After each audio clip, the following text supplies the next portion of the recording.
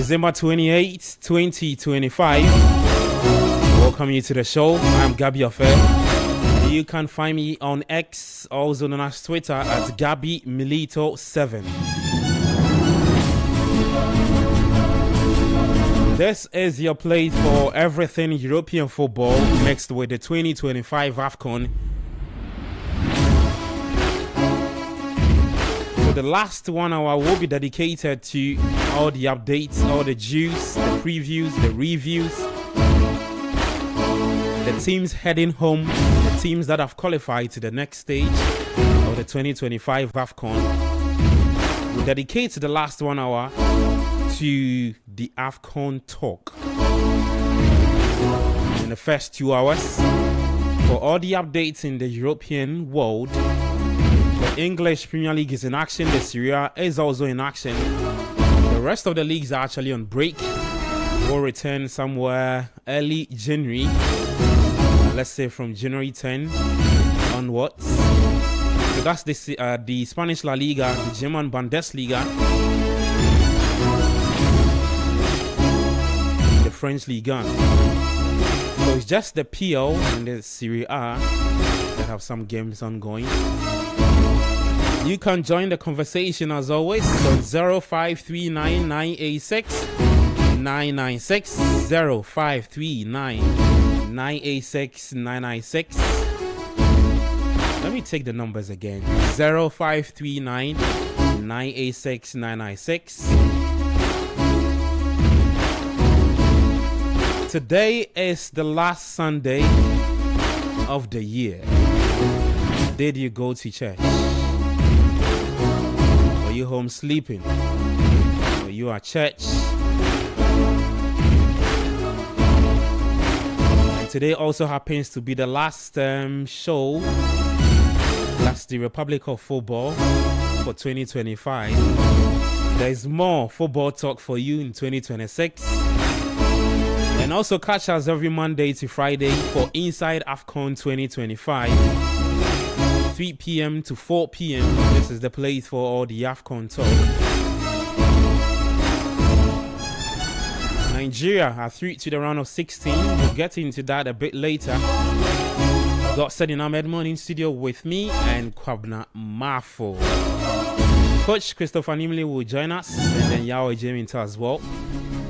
But welcome to the show. Let me welcome my guys for today's conversation. Sedi rocking his Fulham jersey. I like the way you said his, because the Fulham supporters are in Ghana. You keep throwing dust into our eyes. No, you see, when your team Fulham supporters are saying, "Oh, Charlie, Craven Cottage, Papa. I beg you. We are still redeveloping the place. Redeveloping. Yeah, Craven Cottage in Fulham. Yeah, You've ditched Chelsea. Do I have a Chelsea card? Have you seen me wear a Chelsea outfit before? Hey, boys. No, it's just a simple question. I'm not throwing dust into anyone's You have eyes. ditched Chelsea. Have you seen me wear a Chelsea shirt before? Just a simple question. Yes. When? Last year. You see, there's no evidence to that. So Okay. I don't know how you guys came by the assertion that I support Chelsea. Let's end it here. Thank Come now, welcome to the show. Thank you. How are you doing? I'm good. Did you go to church? Yes, I went to church. The way you're excited today, Charlie. where's the energy coming from? Oh, Charlie, last Sunday. Yesterday too, you lost too. It's disappointing. No, last Sunday of the year, and we have to thank God for how far He has brought us. Hey. Yeah, God is the greatest. Always the Hey. greatest. Yes. Hey, God is always the greatest. when they lose, it's like this. Oh. Yeah, when they win to plenty talk. We'll get to the issue. Which issue? All right, so welcome to the show. Our guys on YouTube, I've seen your messages already. Sweet Kwame, Ken Mark, there's J Kex, also texting into the show. Let me just run you through the games for today, right? In the English Premier League, and then we'll get talking. Today is just 2 games for the PL.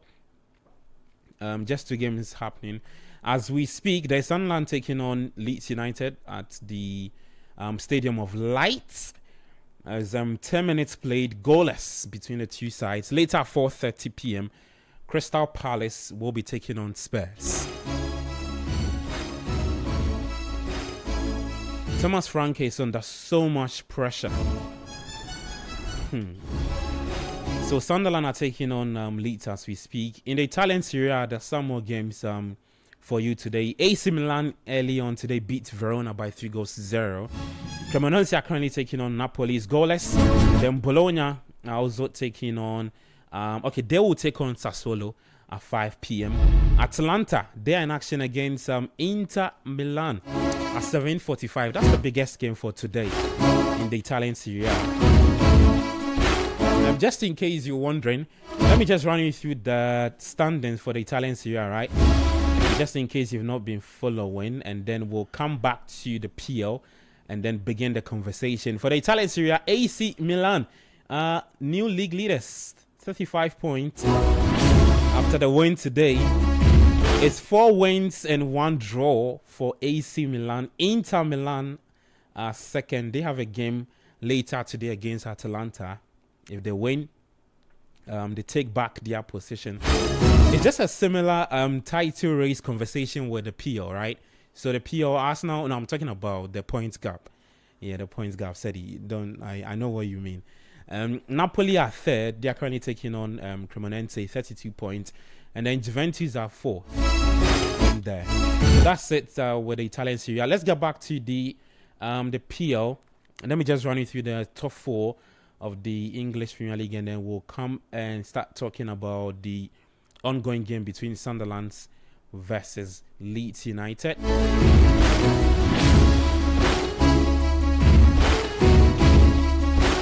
Yeah, so the standings in the PL after 18 games, Arsenal top of the Christmas tree with 42 points. Manchester City are second, 40 points. Aston Villa are third with 39 points. And then Liverpool, Liverpool are fourth with 32 points. Well, Liverpool were somewhere around 13 and 42. Liverpool were actually getting a lot of draws. Yeah. And mixed with some wins. No, draws? Yeah. Liverpool have just one draw. I saw the graph. no, but you see, Liverpool have just one draw. it was 2 draws, and so I saw the graphics after yesterday's win. It was 2 draws and 3 wins. Yes. yeah. In the last 5 games. That's Okay. why they are where they are. Okay. Yeah.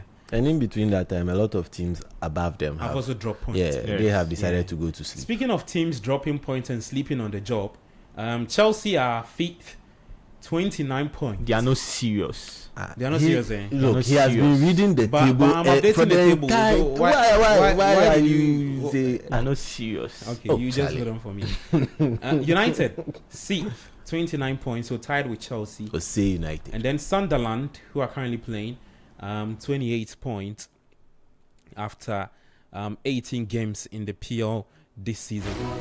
Yeah. So the table is looking really good, right? The table is looking really good. Arsenal top of the table, top of the Christmas tree, 42 points. Just head to YouTube. There's the table there for you, so you can also watch what's happening, just in case you're wondering where your team is currently occupying. Let me run you through the goal scorers chart. The goal scorers chart, right? Let's see who is leading. Of course, the Viking, the Norwegian, Erling Haaland, 19 goals, 14 assists for Manchester City. Igor Thiago is it's Rodriguez Thiago rather. He plays for Brentford with 11 goals, 1 assist. Same name, right? Antoine Semenyo yesterday grabbed his 9th goal. He plays for Bournemouth. He has 9 goals and 3 assists. And then Hugo Ekitike, who plays for Liverpool, 8 goals, 2 assists. Morgan Rogers of Aston Villa has 7 goals, 3 assists. Phil Foden, Manchester City, 7 goals, 2 assists. Nick Voltemada, Newcastle, 7 goals, 1 assist. That's City's man. And so on and so on. You have Dominic Calvert-Lewin in there, John Felipe Mateta, Danny Welbeck, João Pedro, Brian Mbeumo, Kevin Shade, all are in there up until those who have scored just 1 goal. Yeah, so that's how the goal scorers chart is looking like. Let's get back to the game that is happening as we speak. Sunderland taking on Leeds United. Sunderland this season have not lost at the Stadium of Light. It's 5 wins, 3 draws for Regis Lebris, their head coach. Leeds United themselves have slightly turned the corner in the last couple of games.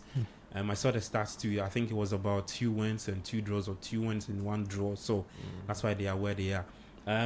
Sadie, let's talk about Sunderland missing 6 key players to the AFCON tournament. Noah Sadiki, Bertrand Traore. There's this chap who plays for Morocco. And a few other players. But I think this will be the first or the second game they have to do without these African players. Let me try and pull out the rest of the other players who have left to the AFCON. There are 6 players. Reinaldo, who plays for Mozambique, whose team is currently winning. I mentioned Bertrand Traore. So there's Habib Diarra for Senegal. So Reinaldo for Mozambique, Arthur Saku, DR Congo, Noah Sadiki, DR Congo, Taubi, that's the guy, James Dean for Morocco, and then Bertrand Traore for... It's more like they wanted some profile of players, and the ones that were within their reach just happened to be more African than normal. I would not say there was an intentional drive to go for the Africans. That's where I would like to start from. That there was a profile that they were looking for, and then they found it. And then they found those African players. Exactly. So it's not like the target was to get African players. No, the team. no. That's some good education. It was some profiles that they wanted. They found it in African players. Went out and spent well. Oh, okay. Now they are one of the teams that actually spent a lot during the summer, coming into the league from the championship, looking at what they have done there and what they accomplished there. Now, coming into the league, you need to actually establish your presence. In the past couple of seasons, all the teams that come, majority, if not all, have already gone back to the championship, and some of them are already back in League One. That's how difficult the EPL can get. Now, for them, so far this season, they have proven that they actually have bought right.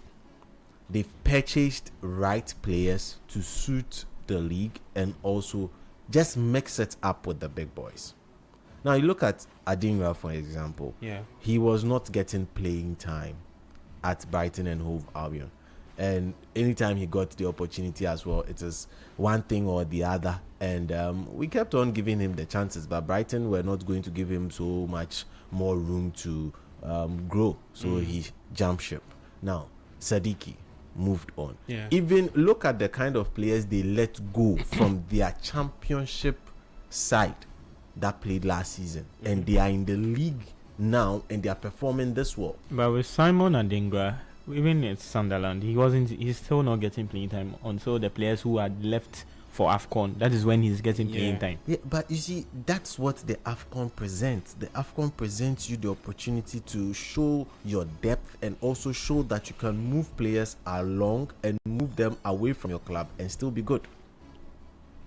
Okay. That is where the likes of, aside Sunderland, there are other teams in the EPL that are trying to make a case that without their key African players, they can still get the wins on. Yeah, they can still thrive. Exactly. So it's a mixed bag. Okay. In as much as players have to leave before you play, it's your opportunity to shine. And we have a couple of our own brothers who are in such situation. Therefore, they did not come for 30 December. I'm not going to mention anybody's name. Now, back to Sunderland. For me, Sunderland have really impressed me. Letting go of the likes of Joe Bellingham, who was being touted as the next big thing. They sold him to Dortmund, and he's cooling on the bench in Dortmund. They really cashed out on him. Yeah, big time. They cash out on a player that the time his team needs him to be playing, he's in Madrid watching his brother. That is the kind of player they cashed out on. They moved along also our very own Salis So they just moved a couple of players. But even with him, how many games did he play? But he even went there on loan. Yeah, No, he went there on loan. They could have made it permanent because the person He he didn't was. even play. But he 10. didn't even play He didn't a lot even of play 10 games even at Sunderland. Why did Yes. he not play a lot of games? Because he wasn't he performing wasn't more. good enough. Is wasn't it he performing well. wasn't good? So yeah, hold And he on. was No, dealing with no, no. injuries as well. So. Yes. So you tell me he's dealing with injuries, and you tell me that the position or the person he No, was the dip in competing. form. The dip in form started happening at his parents' club Lens. Yeah. in Lens. Oh, Yeah, when was it? that's So at that's the true. tail end, after that one season wonder he gave us, Yeah, and then the second season where everybody thought that we've got our new we arrived. yeah. Yeah. And then the dip in form started at that season, and then they loaned him to Yeah. Sunderland, and then it became worse. No, you see, And then the injuries still happened. in as much as it became, In fact, I would not agree it became worse. Had an it came to when he came to the Black Stars, he Yeah. suffered the same fate over there too. Yeah, but I would not say the dip in form has. I just feel he has lost confidence. If you understand, I feel he has lost confidence because for a player to leave a team and then all of a sudden the two teams you have just left are outperforming themselves, your confidence will drop. You would ask yourself all sorts of questions. I don't know why you're doing this, Gabby. I just don't know. Please Why. make your points. I just don't know why So you're I doing can't it. laugh again. No. But he left long. Okay. How are Long performing? No, Gabby, tell me. Where How's- are Long? How's what? Long Okay, sits, okay, they okay. sit Oh, you mean top. They sit top of the Yeah. French league. Yes. Even ahead of Paris The goal. Saint-Germain. What a goal. Oh Lord. What is it? 3-3 No. or 4-2. 4-2. against Gabon? Okay. Charlie, yeah. What Sorry, a goal. listeners. We had to just chip in that Oh, update God. from the AFCON. Look. So it's Mozambique 4. No, so Oh, it's been chopped Va- off. Okay, so Yeah, it's everything the goal. goal is being checked. No, at this point in time. But see, Mozambique have added a fourth goal against Gabon. Gabon have no business. Look, even in the being in third best competition. place team, so they are not even. No, I don't want them to they are waste even that bottom. slot. Let's hold on to the AFCON conversation. Let's take Now, with Sunderland. sticking with Sunderland, Yeah. I feel Sunderland bought well. They bought what they needed. They did not go on those kind of expensive buying spree where you are buying players you actually do not need in your team. Mm-hmm. And this season, at least so far, what they are doing is just left with a couple of. he was just trying to throw shot on some team. What have I done? The, again? You allow me to make the this London point. Blues. No, I'm referring to. Unfortunately, I'm referring to the likes of Luton Town and the likes. No, I'm talking about newly promoted sides. I don't know why. Please proceed, Sedi. Thank you very much. Now, they bought well, and they have bought players they need to stay in the league. So far, it's working out. Just a couple more points, and then their position in the league for next season is assured. I feel when they cross the 33 point mark, their position in the league next season will be secured. Do you think Regis Lebray should target getting this team to Europe next season? I think that's far-reaching. They Because currently have the team keeps lurking around the spot for Conference League. no. So it's more like 6th, 7th. I think they've even occupied 5th before. Yeah, Even So- second. they've gone as far Second, as second. Yeah. So, but it looks like per the way they are playing, Mm. and if they continue getting good results, they probably might end up playing Conference League or the qualification playoffs. Should For he me, target that, or you no. think he should just get a team in top 10 and the next season we can build on that performance? Don't even target top 10. Yes, what should your be the target, target? should be Surviving. staying in the league. But top 10 Stay- will be surviving too. Obviously, to be surviving, but it would then put a lot of pressure on yourself. You, Okay. you get top 10 this season. Next season, people are expecting you to start pushing for Europe. That's true. And that has been the undoing of a couple of teams that come into the league fresh and then want to punch above their weight. We've seen it happen to them. Leicester City, unfortunately, have bitten that particular bag as well.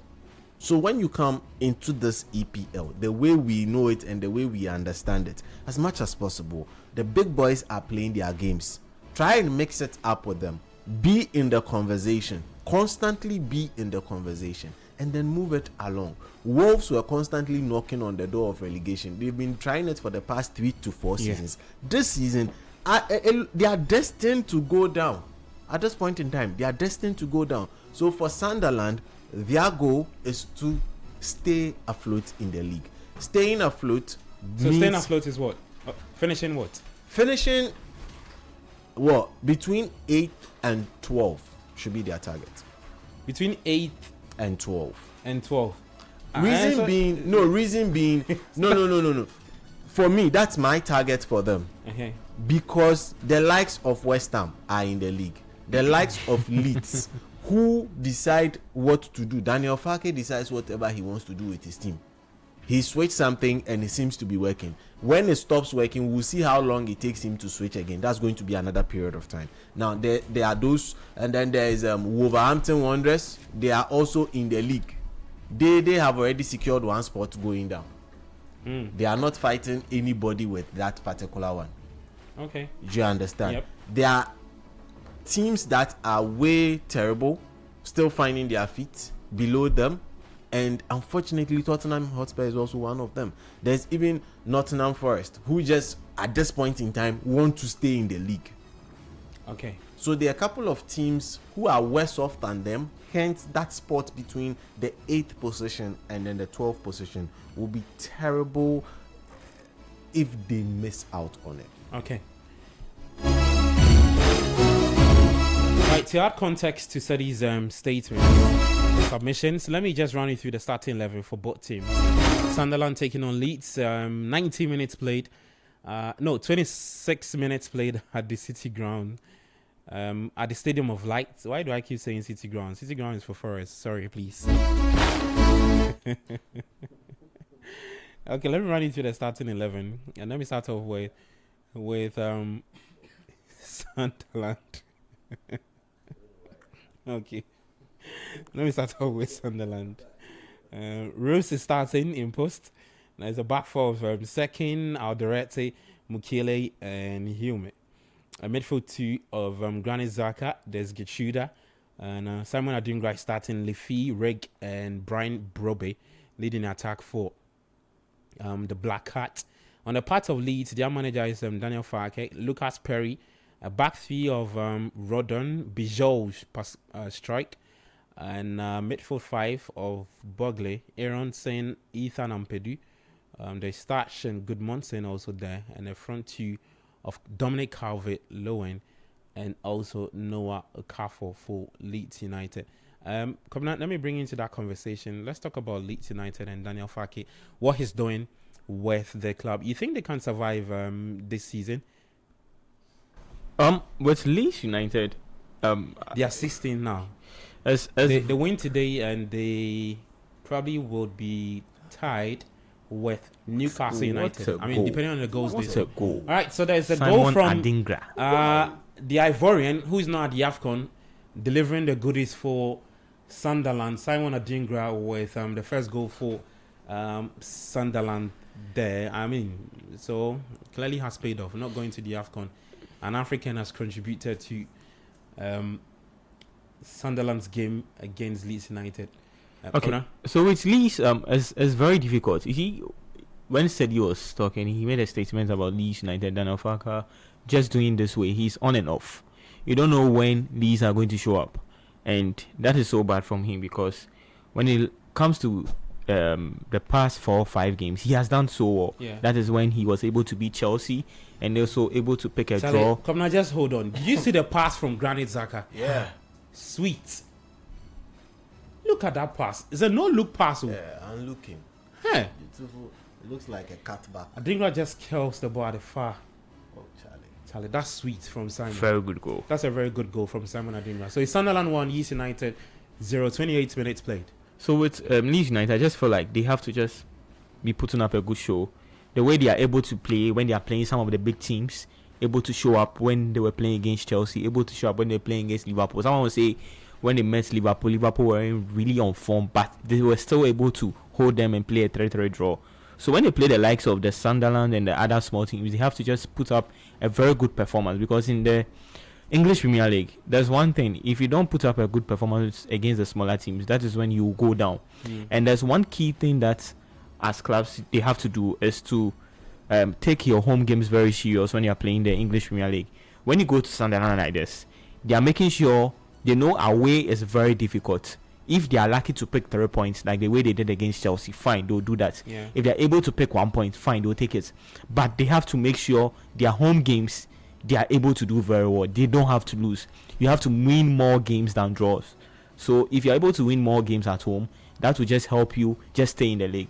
Because you don't have to be like what last season the other teams did. All the 3 teams that came to the Premiership, all of them went back to Championship last season. And that wasn't so nice from them. So this season, the likes of Leeds United, fine, this is a game that is going to be difficult. You playing against Sunderland and you being down, it's going to be very difficult. But when you're playing your home games, you don't have to take it like anything else. You have to take it very serious to be able to win these games. Because if you don't do that, that is when it piles a lot of pressure on you. Right now, we are talking about Wolverhampton on like this. They are already gone because they didn't take their home games very serious. 2 points there. What are you doing with 2 points? They are already gone. They didn't take their home games very serious. So if you're able to take your home games very serious and go away and pick up at least 1 point, if you're lucky to pick 3 points, you pick it. If you're able to pick 1 point, you just pick it. So you just add it up to your points that you have. At this point of the season, we've played almost half of the game so far, and as time is going on, when we get to match week 25, match week 26, and when you check the league table, maybe you're on 16, 15, that is when pressure starts to pause. And that is not good as a team. You just need to make sure you get your points, you get your number of points. May I always say in the Premiership, if we are able to get at least 40 points, you are safe. You are safe. So if you're able to get 43, yes, you are safe. You'll be 39, or you'll be good. No, 33. 33. There are seasons where it has dropped below that. At the rate at which some teams are going in this EPL, I think this season it might be even a bit lower. Because a couple of seasons it's been 33, between 33 and 35. Because for the red zone, the teams who would be going, Wolves have taken that one spot already, so 2 more spots. But that's very shocking because I remember previously in the Premier League when you want to survive at least 40 points. Yeah, that was when it was close. So it's dependent on the so the points build up. Yeah. Yes. From the teams above or the teams whatever. Yeah. So Leeds United really have to take things very serious because if they don't do that, it's going to put a lot of pressure on them and they might just go back to Championship. Okay, so Leeds United currently losing to Sunderland at the Stadium of Light. It's Granit Xhaka with an assist. A superb finish from Simon Adingra. Well, for Granit Xhaka, he's actually making his 243rd Premier League appearance. Now the joint most of any Swiss player in the competition's history, moving level with Stefan Henschels. Let me bring you in on Granit. I don't know if we were part of the people who actually questioned Sunderland's decision to go for him. I saw a few commentaries when Sunderland were going to sign, like, oh, he's grown, and all of that. I mean, from Bayer Leverkusen, especially what he did with Arsenal, people were not too impressed with that signing. But what were your thoughts, and what do you think? You think he's passed the test so far, given his experience? Oh yeah, he's definitely passed the test, and I think it was a good signing that Sunderland made. I didn't expect this kind of production from him at this stage of the league. Yeah, and at his age, I didn't expect this very strong start to the season from Granit Xhaka. I expected him to produce at a solid rate and not at a brilliant rate as he's been able to do so far. And so I'm a bit blown away by his performance and his production this season. Okay. There was a point in time earlier in the season where the players with who had covered the most distance in the EPL, it was Granit Xhaka and Noah Sadiki. Mm-hmm. And for me, that was quite shocking to have Granit Xhaka being able to put in the hard miles in the Premier League at this stage in his career, at the age that he is, well over 33 years old. And the fact that it wasn't a continuous flow. He had to take a break. He had to move to the German Bundesliga for, I believe, 3 years before coming back to the Premier League. If it was just a straightforward transition that, let's say he moved from Arsenal and he immediately joined Sunderland, I would expect this kind of production, as in terms of he being able to cover long distance and being able to cover large portions or stretches of the field consistently for Sunderland. But the fact that he moved over to the German league and played there for a while, and he having to come back into this very quick tempo, up tempo style that's in the Premier League, and he being able to just fit in like he never left. That for me has blown me away. And once you're able to keep up with the pace and the physical demands of the Premier League, and you have quality, the quality will eventually show, and you'll be able to thrive. And he has been a very important player for Sunderland. And looking at how he's been able to start his career at Sunderland, I can make a strong argument that it has directly affected in a positive way the strong start of Sunderland to this particular season. No one expected them to be able to rank this high in the Premier League after so many years out of the Premier League, and they coming back into the Premier League, having to go through the playoffs and all that drama. No one expected them to be able to do so well, at least at this point in the season. And looking at how Granit Xhaka has taken to the Premier League again this time around, I think that has really had a positive impact on the way Sunderland have performed in this season. And it's just a good balance. He playing with Noah Sadiki. Like I mentioned, Xhaka has impressed with his ability to keep up with the physicality of the Premier League, but Noah Sadiki's ability to really track runners of the ball, being able to put in the hard miles, and that's really helped Granit Xhaka in terms of he being able to get back into the flow of things in the Premier League, and he being able to thrive. And so those guys have really done so well for themselves. And Granit Xhaka, once the experience is there, the quality is there. It was just the question mark on would he be able to fit in, to adapt to the Premier League again, and would he be able to fit in terms of the deal with the physical demands. And once he answered that call, we are seeing the results right now. Right, so that's Granit Xhaka. He did 297 appearances for Arsenal, scoring 23 goals. So that's between July 2016 to July 2023. Then left to Leverkusen, did 99 appearances, 6 goals. Sunderland now is 17 appearances. He has 1 goal this season for the Black Cats. So experience is 34 years, 33.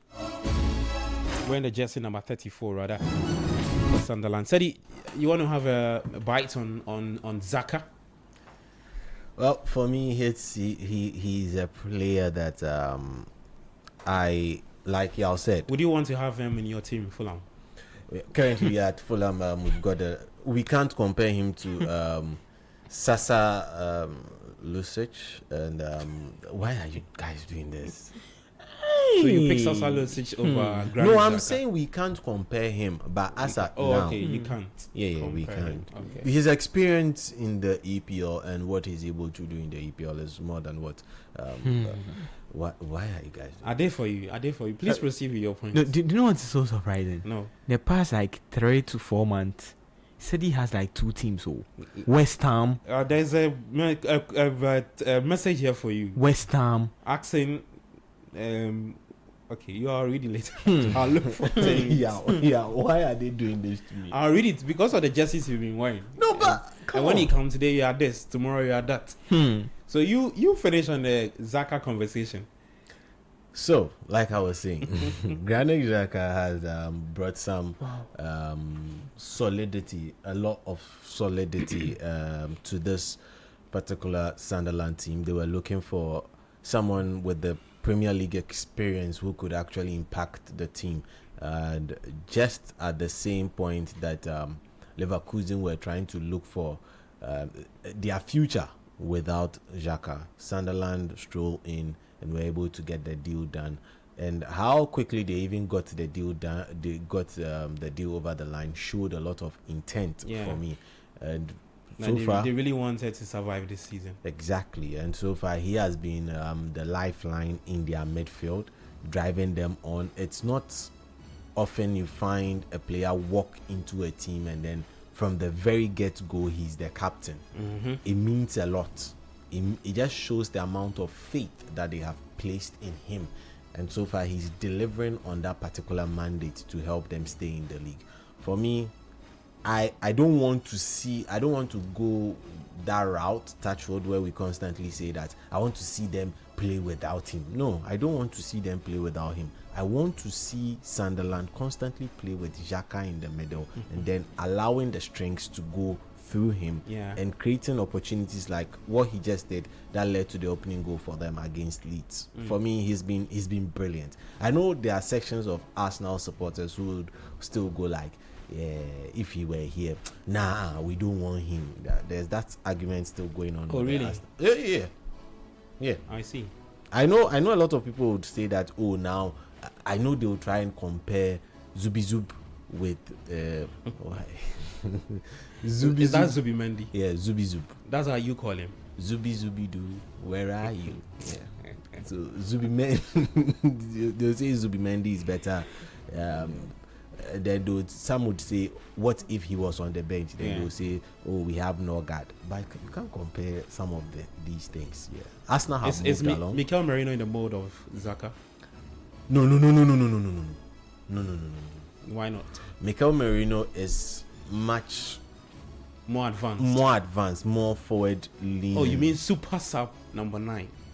No, he. I don't want to compare. I've combined the two magical things he's been doing for Arsenal. That's why he's a super sub. Because when he came, he was more like a super sub. Yeah. He comes in thrown, more advanced, and then he gets the goal for Arsenal. Yeah. Then Arteta started using him as false nine. Yeah. I mean, seeing him play Xhaka is not on that level. No.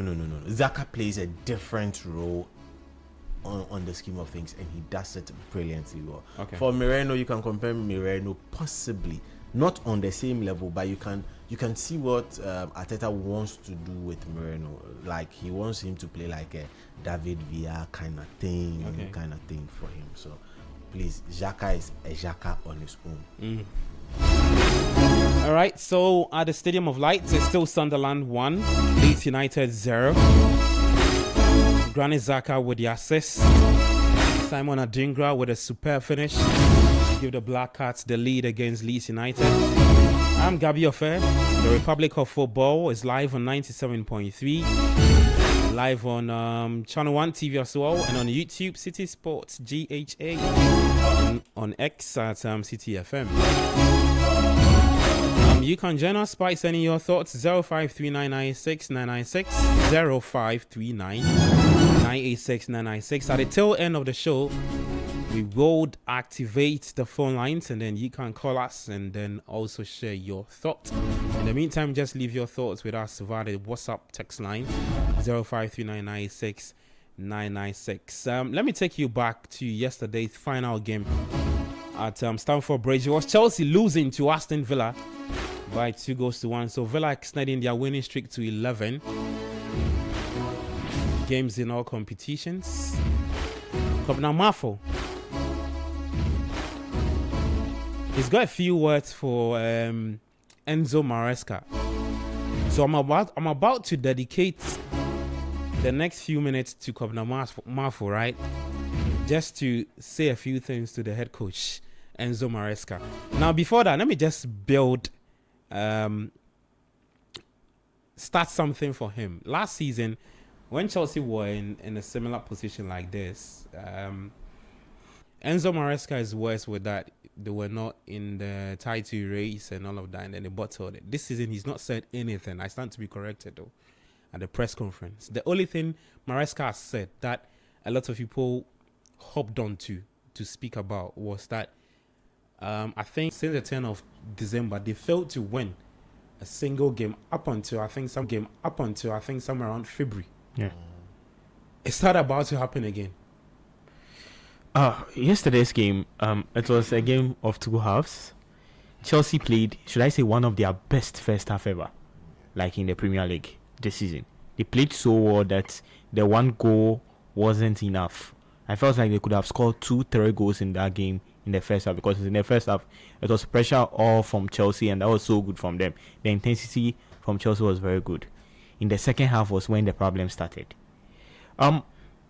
Sometimes we'll direct our blame to coaches, which is also we need to do that. But sometimes we also have to blame the players, because the players are people on the pitch that are supposed to score some chances. And that is shocking that you see some of the players, when they are playing, they are so confused on what to do. Confused? Yes. And yesterday we saw that from some of the players. Who are those? Oh, Garnacho will get ball. Garnacho needs to move. Confused. Garnacho needs to move forward. Then that is when he has to now draw back, give a back pass, and you don't know what he wants to do. The likes of Neto 2 runs, doesn't like look up, just looking down. If you don't know how to play the football, just tell the Chelsea people and let them bench you. But I thought Neto has been Chelsea is one of Chelsea's informed players. He has been, but you see, there are some games that you might not play well, you might play well. So this is a situation that Chelsea were in yesterday, because it was so bad to the extent that Chelsea have lost 11 points already this season from a winning position, and that is 11 so bad. points from winning positions, and that is so bad. Wow. And it's not good at all, because now you have 29 points. Aston Villa, who instead has 39 points, 10 points. Hey, you want Aston Villa to lose 4 points before you be able to get to them. I like how if you are not ready, you're just being blunt. Oh, it's true. If you are not ready, let us know, because he says, "Hey, no, it's very surprising because I'm surprised because Aston Villa started the season so bad that 4 games they hadn't scored even a goal, but now look at them. Look at how they are playing. They are playing so well that they've even won 11 games.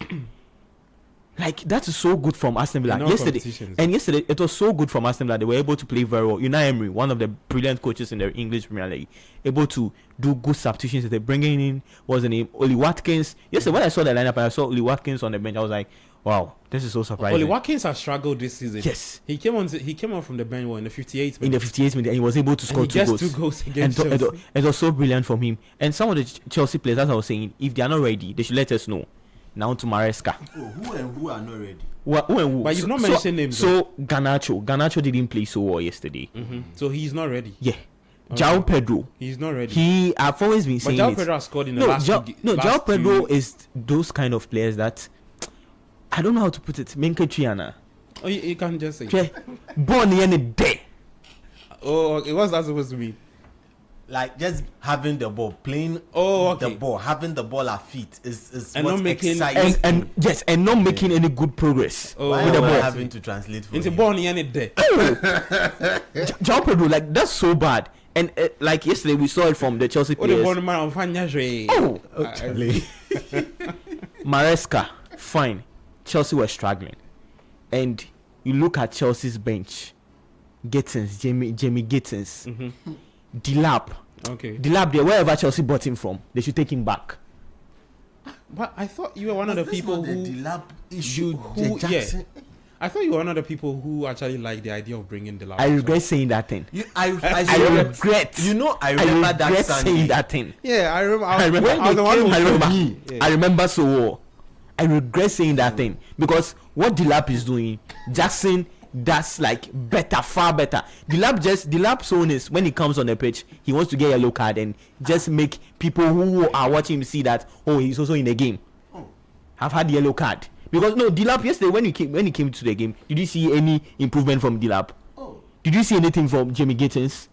Nothing. You didn't see anything from Jamie Gittins. That is why on Friday I agreed with coach when he was saying Semenyo to Chelsea would have been a better one because. When you check, so he takes the left position. Look at the left position for Chelsea. I saw a Jamie Gittins and Alejandro Garnacho. I saw a tweet that the person said that Gittins is Garnacho and Garnacho is Gittins. Yeah, I hope you understand. Yeah. I understand. Real recognize real. Yeah. Like I always keep saying. But Gittins is Garnacho and Garnacho is Chelsea's highest assists. Yeah. With the assist numbers. So if your club is Chelsea. And your highest assist numbers are coming from. See, that's why he says that. Stats always lie. Numbers. Yes, they always lie. If you don't watch, when you watch Gittins, when you take the assist, out of what he he whatever has he's done. done. Are you impressed with what you've seen? The assist is even negligible. See, when you see him play, you ask yourself, how did he come up with the assist that he has on the Yesterday, Maresca also did a substitution of Cole Palmer and bringing in Estevao to play as a 10. Why you guys have been calling for him? No, I understand that bit, but Neto shouldn't have played 90 minutes. Okay. He could have substituted Neto off for Estevao. Neto was poor yesterday. Oh yes, and just play Cole Palmer, because when Cole Palmer was out, that was when the goal started just coming in, and it was so bad. Although some would say Cole Palmer wasn't putting in a lot of defensive line from him, but at least Cole Palmer is that player that is able to give a splitting pass or able to dribble that will just get make Chelsea get some set pieces that will be able to make them just score that goal. Sometimes you ask yourself, but Shelley is playing for Chelsea and Samba O'Neill is playing for Asante Kotoko. It's only because of the places where they play for. No way. Charlie, you've gone too far.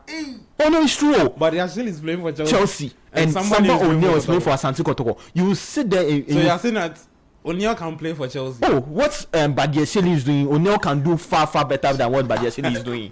Hey, come now. Oh, well, it's true. Yo. Because when you check, I like your face, like. Because when you check very well, you ask yourself, Badia Shelley. You ask yourself, Chelsea defenders. But you have Badia Shelley, you have Tosin Adarobayo. Oluwa what? I beg you. Just stick to the Like it's so bad from Chelsea, because yesterday a team that fine you are playing Aston Villa who were on form. But you know Chelsea have had issues with defenders for like the last 2 seasons. Oh, More, right? than- So that is why the coach came to you guys as what's the name? Sporting director. Okay, so I'll say that ever since Thiago wanted Silva, that pairing between Thiago Silva and who? Levi Cole. Yeah. That's No, where. that season crowd was not. It wasn't even too good. I beg you. It wasn't even. It was just No, Silva who was I'm only playing all saying the that. football. I'm only saying that. I can mention At the least that errors for season. you. Yeah, no, I'm saying at least that season. I don't think it was that bad. Yes. But it has gone very bad. Yeah. So it's now Chaloba, Tosin, Badiashile, Joshua Champon. Yeah. Who again? Who's the other defender? Levi. Levi Cole, ACL. Yeah. That's what Chelsea fans have. No, there is Disasi too. Disasi is playing with the under 23. So he can be called upon. Because it's so bad. Chelsea really needs to check what they have to do to really help them, because sometimes I sit down. Who would you? Liverpool started the league so well and lost some games, and we're even sitting here and we're thinking slots. Liverpool were occupying 12 though. Now Liverpool is occupying 4th position with 32 points. Chelsea, who people, or I was even saying that, Chelsea are on form, able to beat Barcelona, able to beat this team. Now they have 29 points, the same number of points as Amorim, who has lost in Bruno and other players to AFCON. Look at what United did against Newcastle. They didn't have any star player. Bruno Fernandes or injured, but look at how they were able to push him to just win that game, getting 29 points. And you that is on top form, you also have 29 points. This season Chelsea have just really dropped, because if you compare the point Chelsea had last season as at this point to this season, it is so bad. It's so bad. So is Maresca? Oh, so it means that last season they had more points than this. Last season by this time Chelsea had about 35 points. And they were second. They were second. I see. Yeah, that's where they were called. Yeah. League contenders. Yeah. And the surprising thing was, and the Maresca came and said no, they They were are not not in the league title contenders. race. Yeah. last year by this time Chelsea and Liverpool, who were on top by then, the point difference was just 4. Now Chelsea and Arsenal, what's the point difference? Charlie. That is like 13, and that's so bad. So who do you blame after everything you said? Maresca players, some of the players are not serious. Oh. It's true. Some of the players are not serious. Some of the players are just not serious. And the sporting director needs to sit down to just know how best they can help Maresca. Although Maresca sometimes has his fault, because Maresca's fault is when he's playing. needs help. Yeah, sometimes when Maresca is. But this same manager thinks that he fits into the manager role or job or whatever it is, in having a say in player recruitment. That is it. And he doesn't really have a say in player recruitment. That is really worrying him, because when you are not really a manager at the club, sometimes it really worries you because of the kind of players that will be given to you. Because you ask yourself, some players that come in for Chelsea, some transfer that come in for Chelsea, you never understand that transfer. So they really need to sit up. It's not a good performance. We have to just be frank with them. Because the game they played against Aston Villa, if they are to play that same games, the next subsequent games, it's not good. It's a bad performance from them. They should really back up. Let me try and pull Chelsea's next fixtures, lineup of fixtures coming up, and then I'll take. I think they're playing Bournemouth. I'll take you. I'll start. I think there's a Liverpool or Arsenal. And then we'll see City. where we I'm can. looking at them. So maybe starting from January. No, there's a Tuesday. final game on 30th. Yeah, on Tuesday. On 30th, yeah. Tuesday. There's a final game on 30th. I think before, they play Bournemouth. It's Bournemouth. Yeah, They take on Bournemouth. Then they play. Let me see. Yeah, Manchester City on 4th January. Hey, that's same. And then they take on Cedi's Fulham. Yeah. On the 7th. That's a proper derby. Yes, and Fulham to also have it on their back of their mind what Chelsea did to them at Stamford Bridge this season. So it's going to be a very big one. And then there is they turn their attention to the FA Cup.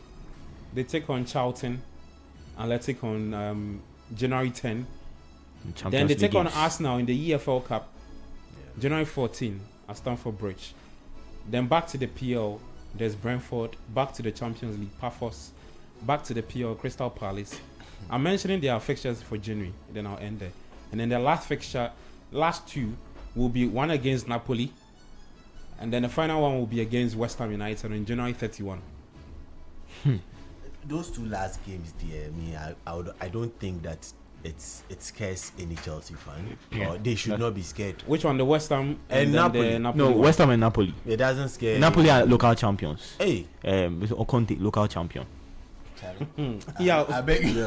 My mouth on just quick, I don't know what you've seen. What do you think has happened to Maresca and Chelsea? I mean, right from so in the last 5 games they've won just one. Yeah. Against Everton. That's it. Yeah. I think it's a combination of different factors. And the thing is, look, you need to play to the strength of your manager or your coach. Okay. Is he a coach or is he a manager?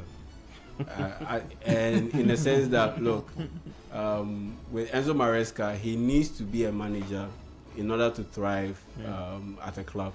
And so he wants a specific profile of players to be able to play out his system the way he wants to have his team play.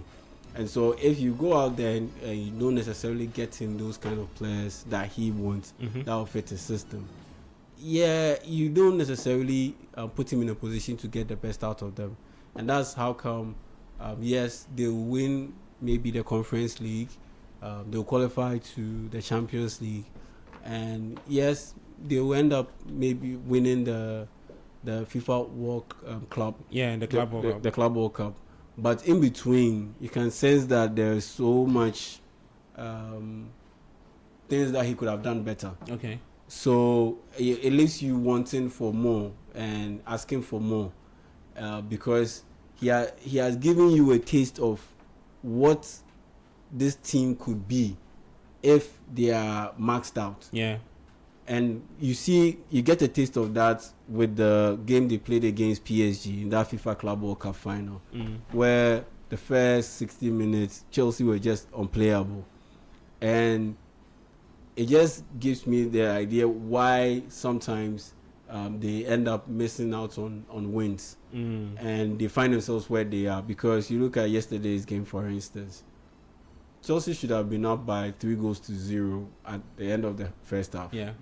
But you look at the profile of their forwards, are they clinical enough to be able to finish off those chances? They aren't. We know the track record of Joao Pedro. We know the track record of Liam Delap. And if you want to extend it, Nicholas Jackson. And in that sense, you can have a situation where they'll create a lot, but they don't convert a lot. And so you need a prolific striker. You need a striker who is efficient, but at the same time won't compromise that passing phase of the Chelsea game. And that's where Maresca needs to be a manager and not just a head coach, so that he can go out there and get a player who fits that bill. Yeah. And unfortunately, at Chelsea, it doesn't work like that. You need to be the head coach. It is other guys who have been tasked to bring in players for you to work with. And so, in that sense, Maresca needs a little bit of proper support. Okay. In that sense, because if you have Nicolas Jackson, you loan him out, and you bring in Leon Delap, Yeah. you bring in Joao Pedro, Mm-hmm. you haven't necessarily upskilled on that front. Okay. You haven't upskilled. It's just like for like replacement. Oh, yeah, pretty More much. Like, yeah. Pretty much. You haven't And stepped then that up. whole episode of calling back Nicola, no, that's what I'm saying. That's what I'm saying. So you haven't necessarily upgraded. So you need a situation where, so in that sense, you can't blame the coach because his hands are pretty much tied. Yeah. So yes, one part of the blame goes to the management. They need to be able to recruit better and not necessarily just swap in and swap out players and not have a substantial improvement in that department. Now, to Maresca, yesterday after the Aston Villa game, after Aston Villa won, Mm-hmm. Oli Watkins, in his post-game presser, he said Unai Emery recognized that in the first half, Chelsea were going man for man. Yeah. And in that sense, they had an extra centre-back who was always free to progress the ball Mm-hmm. and to clean up any loose balls defensively. So Chelsea had the upper hand. But in the second half, Unai Emery introduced Oli Watkins. Then he brought on Jadon Sancho. Mm-hmm.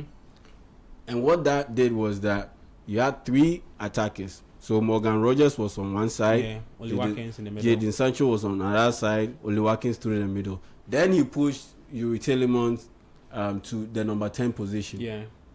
So what that meant was that advantage that Chelsea had in that first half was neutralized. Yeah. So that was what Unai Emery did, and it turned the game around. And Maresca, how did he respond? Exactly.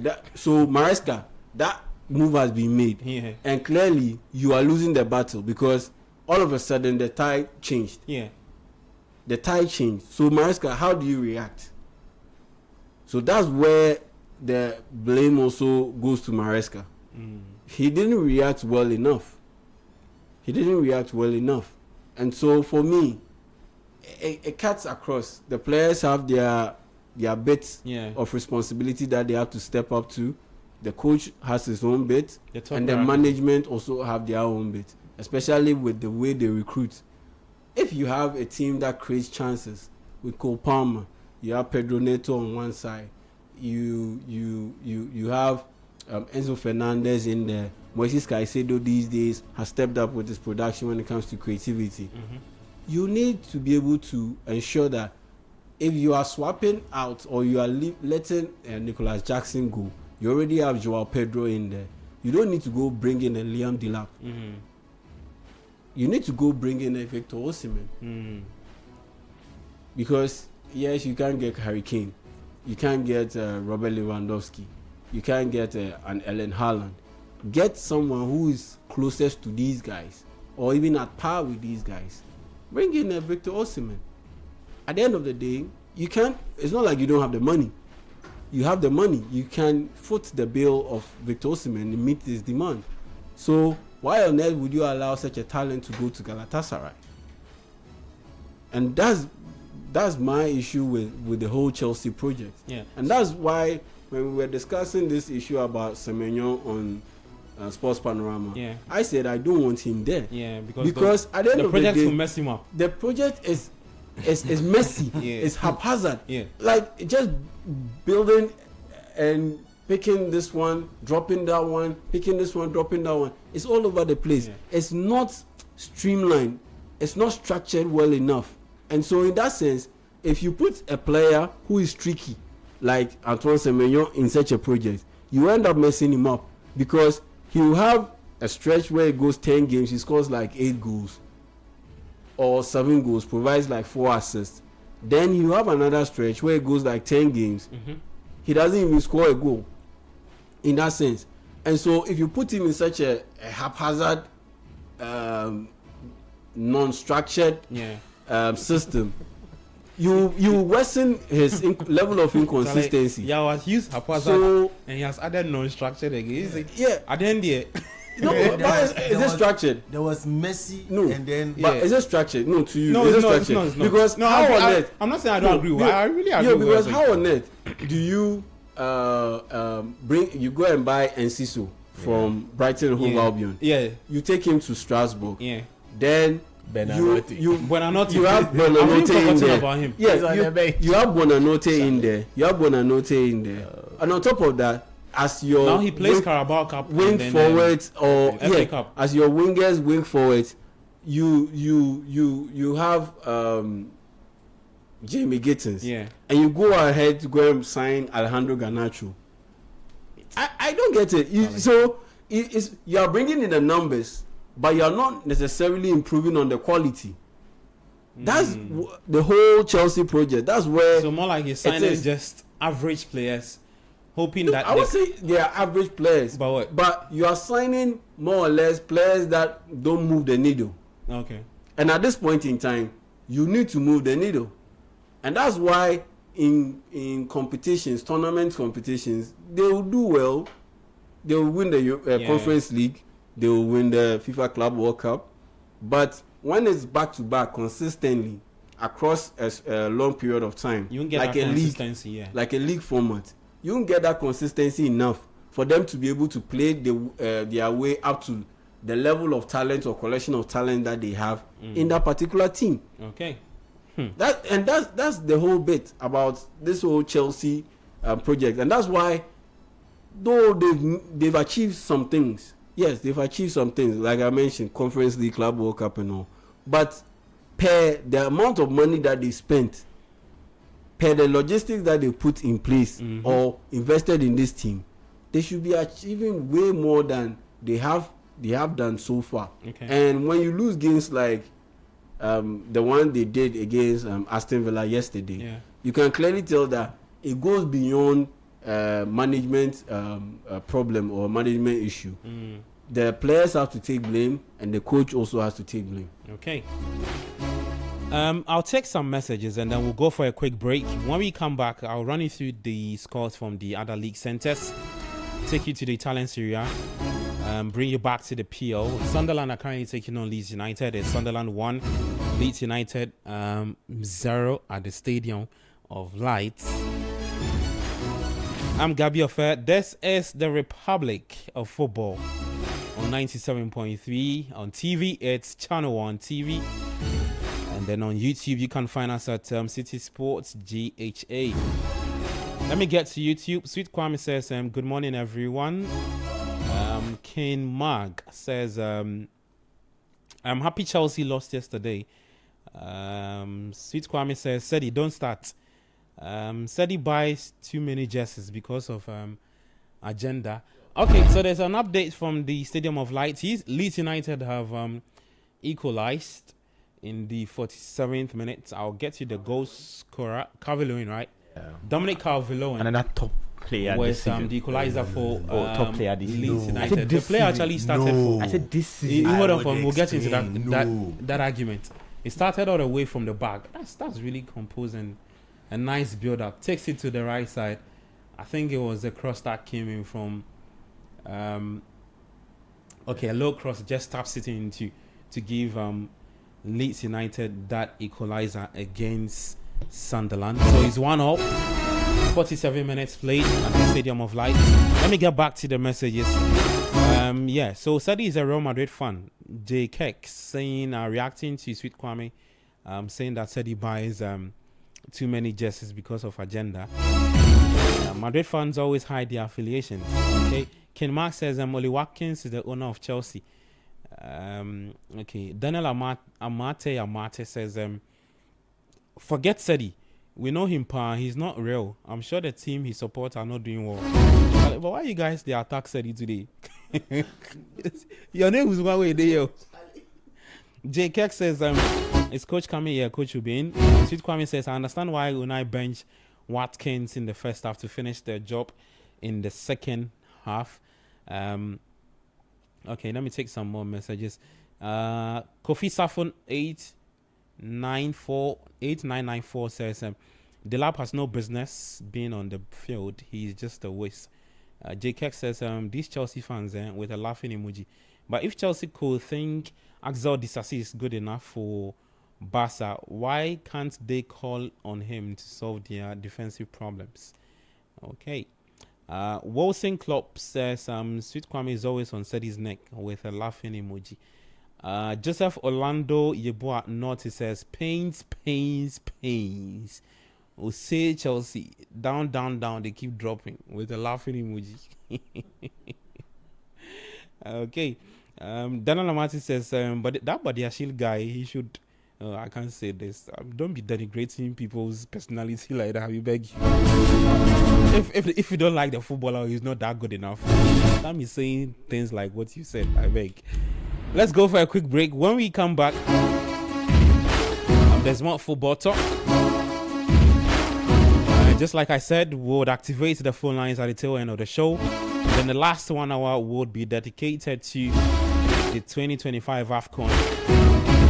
Equatorial Guinea are currently taking on Kwesi Appiah Sudan. There are some more 2 games happening later.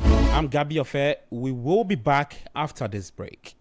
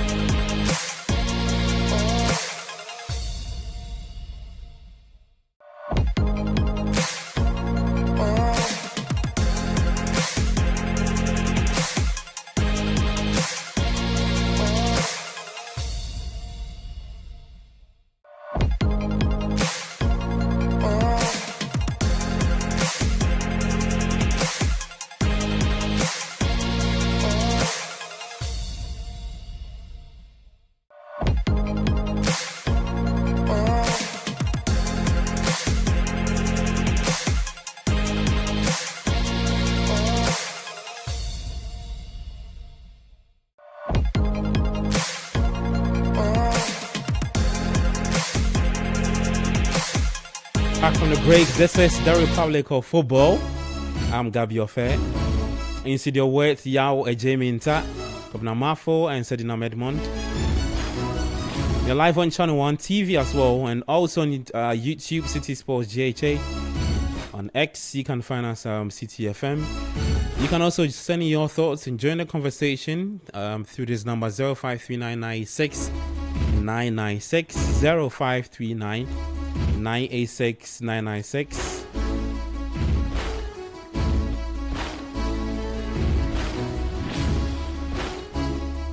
Let me update you from the other league centers, bring you some more updates, and then at 4 p.m. we'll switch to the AFCON update right on the Republic of Football. Sunderland playing a 1-0 draw with Leeds United. In the Italian Serie A, there's some good games also happening. At 4:30 before the Italian Serie A, though, in the EPL, there's Crystal Palace taking on Tottenham Hotspur. Then in Italian Serie A, AC Milan early on beat Verona by 3-0. Napoli have taken a 2-goal lead against Cremonese. Bologna up against Sassuolo at 5 p.m.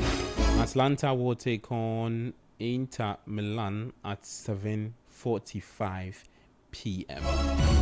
Guys, guess who scored for Napoli? The person actually has a brace. Rasmus?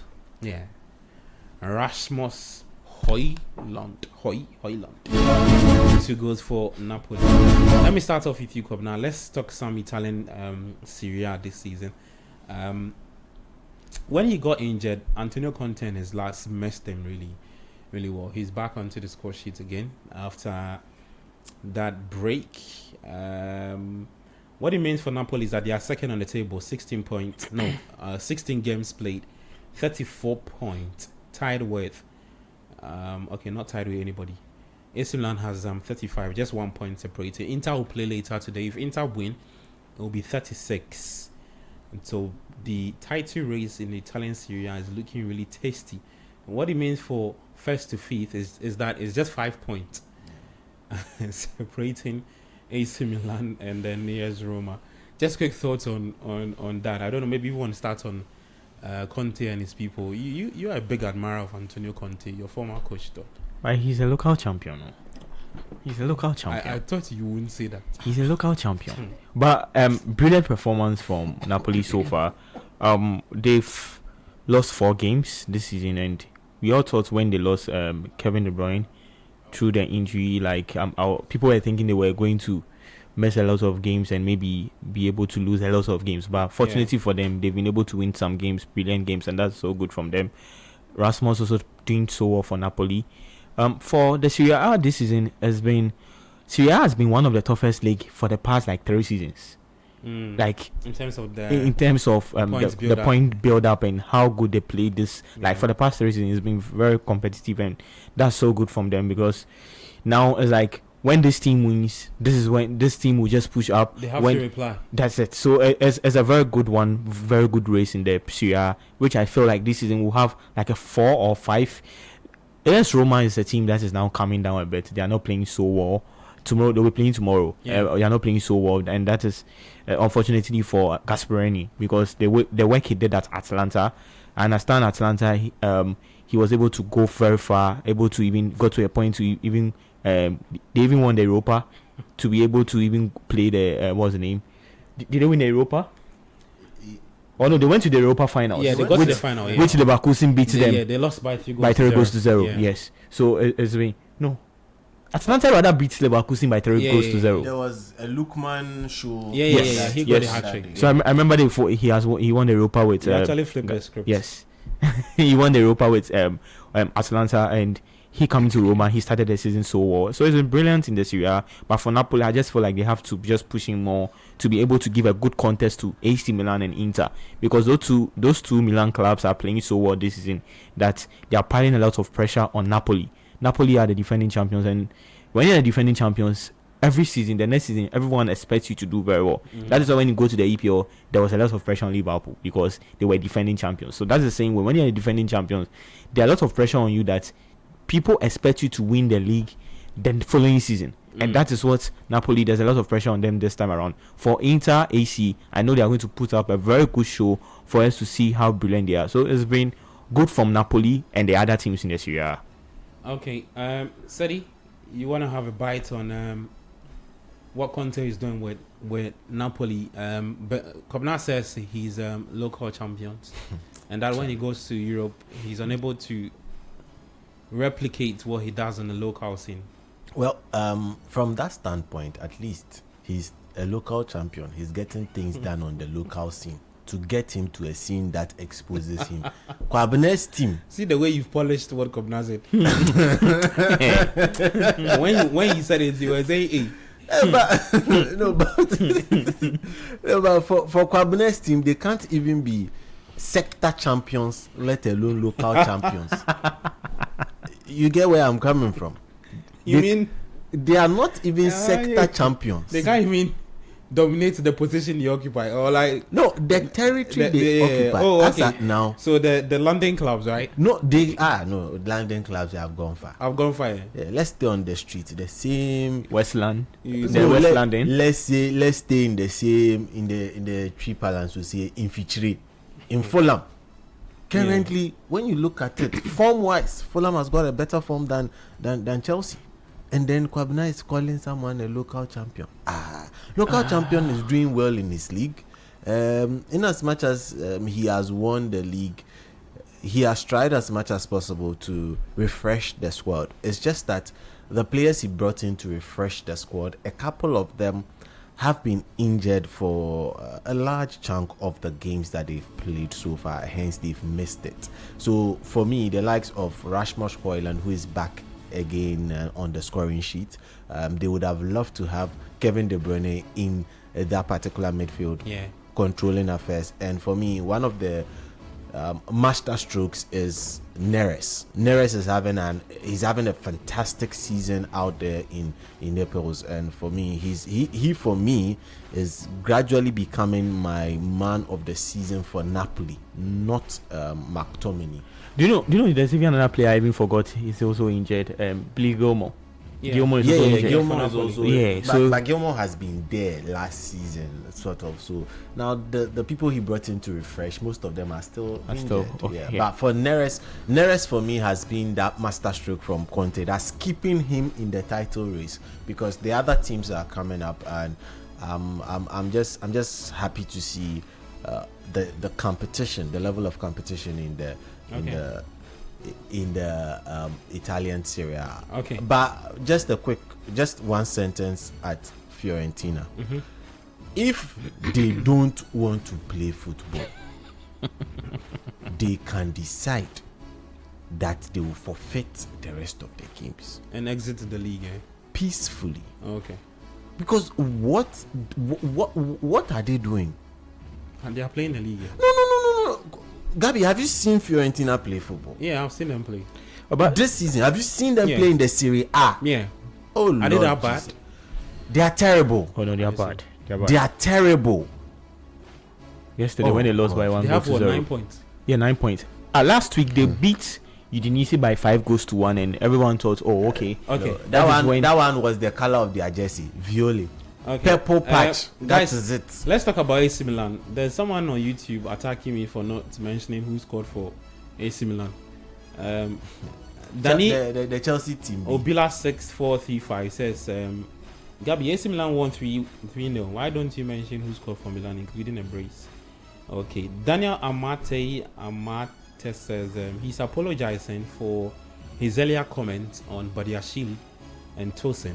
He says the intent was to say that they are not good enough for the PL. Maybe they will flourish in the Championship or League One. Championship? Okay. Jackson is an upgrade over Garnacho, Delap, and Gittins. With João Pedro, he was brought to be to replace Palmer, so he's doing his possible best. He just over exaggerates. Okay. So for the AC Milan conversation, Pulisic, former Chelsea player, he grabbed the first goal. Christopher Nkunku, former Chelsea player, second goal. Chelsea team B. Christopher Nkunku again, in the 53rd minute, gave Milan the third goal. Yeah. Just a quick line on this. Before y'all comes in, just a quick line. So now there's a trajectory for Chelsea players that I caught online. Which is? So when Chelsea deem you very good enough, you play for the London club, that is Chelsea. When they deem you surplus to current requirements, you go and play in Strasbourg. When they deem you, Charlie, we are over you, but we still love you, then you go and play for AC Milan. Oh, I see. That is the trajectory of So Chelsea. Chelsea players. has got Loftus-Cheek, Oh, Pulisic, Fikayo Tomori. I think there's Christopher Nkunku. Tammy Abraham somewhere. Tammy in there. Abraham, yeah, played. Charlie. Oh, I okay. think Charlie. So Well. yeah. Okay. And they are there suffering. They Yeah. could not buy Mike Mignon from the goalkeeper. Yeah, you want to have a bite on AC Milan, top of the table. Former ex-Chelsea players delivering the goodies for Milan.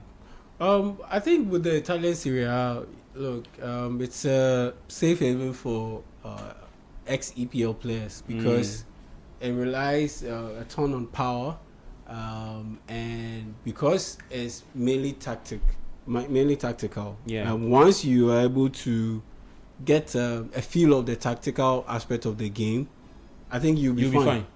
Yeah, you'll be really truly fine. Because I'm yet to see a player who leaves the PO and goes to the Serie A and still struggles. Because at the end of the day, To be honest, the game is played at a slower pace than the EPL, and so once you've built yourself up physically in the EPL, you know you thrive in the Italian Serie A because you'll be able to run faster than most of the players there. In terms of physicality, you'll be able to hang with those guys, be able to bully your way through. Because I remember one goal that Rasmus Højlund scored. The ball was played in behind the defender, and he ran onto it and he smashed the ball into the net. Yeah. And I looked at it, and the first thing that jumped out to me was that he isn't scoring this in the EPL. It was so clear that he wasn't going to score this thing in the EPL, this kind of goal in the EPL, because if that ball was that through pass that came through, or that through pass that was played, if that was in the EPL, you are not getting past the William Saliba, for instance. He will be able to make a recovery. He'll be able to recover and make a clearance. You're not getting that ball past William Saliba. You're not getting that ball past Ruben Diaz. yeah, You're not getting past. You're not getting that ball past, let's say, even Virgil van Dijk, who's a bit slower these days. You can Or that ball can Ibrahima pass Konate. Badiashile. Oh, Charlie. You get it, and you look at even the, let me say, your average defenders, like even Manchester United, Lenieu's level of recovery is good. You look at Matthijs de Ligt, Yeah, his level he's of also recovery is quite good. Out of the Sunderland defender Ballard. Those guys, I mean, fairly okay. Yeah. But you look at the Italian Serie A, your average defender is a big hulking guy. Yeah. Either he's big and he's no mobile, or he's an old guy like Acerbi, those guys, and they can't make that kind of recovery. he's still playing. Yeah, Acerbi is still playing. So in those instances, once you get a hang of the tactical aspect of it, you'll be able to thrive. And I'm not surprised that the ex-EPL players are doing quite well in the Italian Serie A. Okay. And on top of that, with Italy, I think it has been around for several years. Their scientific approach to football, I don't know how they do it, but it's always well advanced in terms of how to get players fit, how to get them in the right shape, mentally, physically, and to be able to play for a long time and not drop off in terms of their physical aspect. So you look at those days when AC Milan were dominant. They mentioned the Milan laboratory and all those things. And you look at players like Christian Pulisic at Chelsea. He was injured almost all the time, but he moves to Italy, and 80% of the time he's available. 85% of the time he's available. Even Loftus-Cheek. The same thing. Patrice Evra played for Man United for multiple years, like well over 6 years, like 7 years more or less. He moves over to Juventus, and he talked about the kind of nutrition that they give to the players. Like, if you weigh above a certain weight, for instance, if you're a striker, you need to weigh within a certain category. Yeah. If you are a midfielder, you need to weigh within a certain category. If you're a defender, you need to weigh within a certain weight category. Yeah. If you go beyond that, the amount of or the level of feeding that they give you, it will vary from the rest of your the people in your group. Okay. In order to get you to get down on your or shed some weight. Yeah. And be in shape. So there's yellow. He mentioned that there's a yellow section, there's a green section, there's a red section. So if you're in the red section, that means that the amount of food that you get is almost next to nothing, because they are trying to send a message to you that, look, you need to cut your weight. If you are in the yellow section, that means you are borderline, more or less. If you're in the green section, that means you're all well and good. And so the food that they'll give to you, it just signals that kind of message that they are trying to pass on to you, that you need to check your weight, you need to work out a little bit more, you need to be able to even in some cases you need to beef up so that you can be able to increase your weight mass. And so all of those things, it helps, and it aids the players who are often injured to avoid those kind of consistent injuries. And so in that sense, if you are an ex-EPL player, like I said, once you get a good hang of the tactical aspect, you will be fine. And tactical aspect, yes, when the coach is on the board or close to the board and explaining it, all those complex issues, it might be a little bit overwhelming. But once he leaves the room, I mean, you can always consult your teammates. He breaks it down a little bit for you, and you just take it over and go and play it out on the pitch. And so I'm not surprised that ex-EPL players, they thrive quite well in the Italian Serie A. Okay. So that's the word on the Italian Serie A. Regarding the players who have left the PL to play or continue their club football in the Serie A. Let's get back to the PL. The Sunderland Leeds game is still 1-0 between the two sides. 76 minutes played at the Stadium of Light.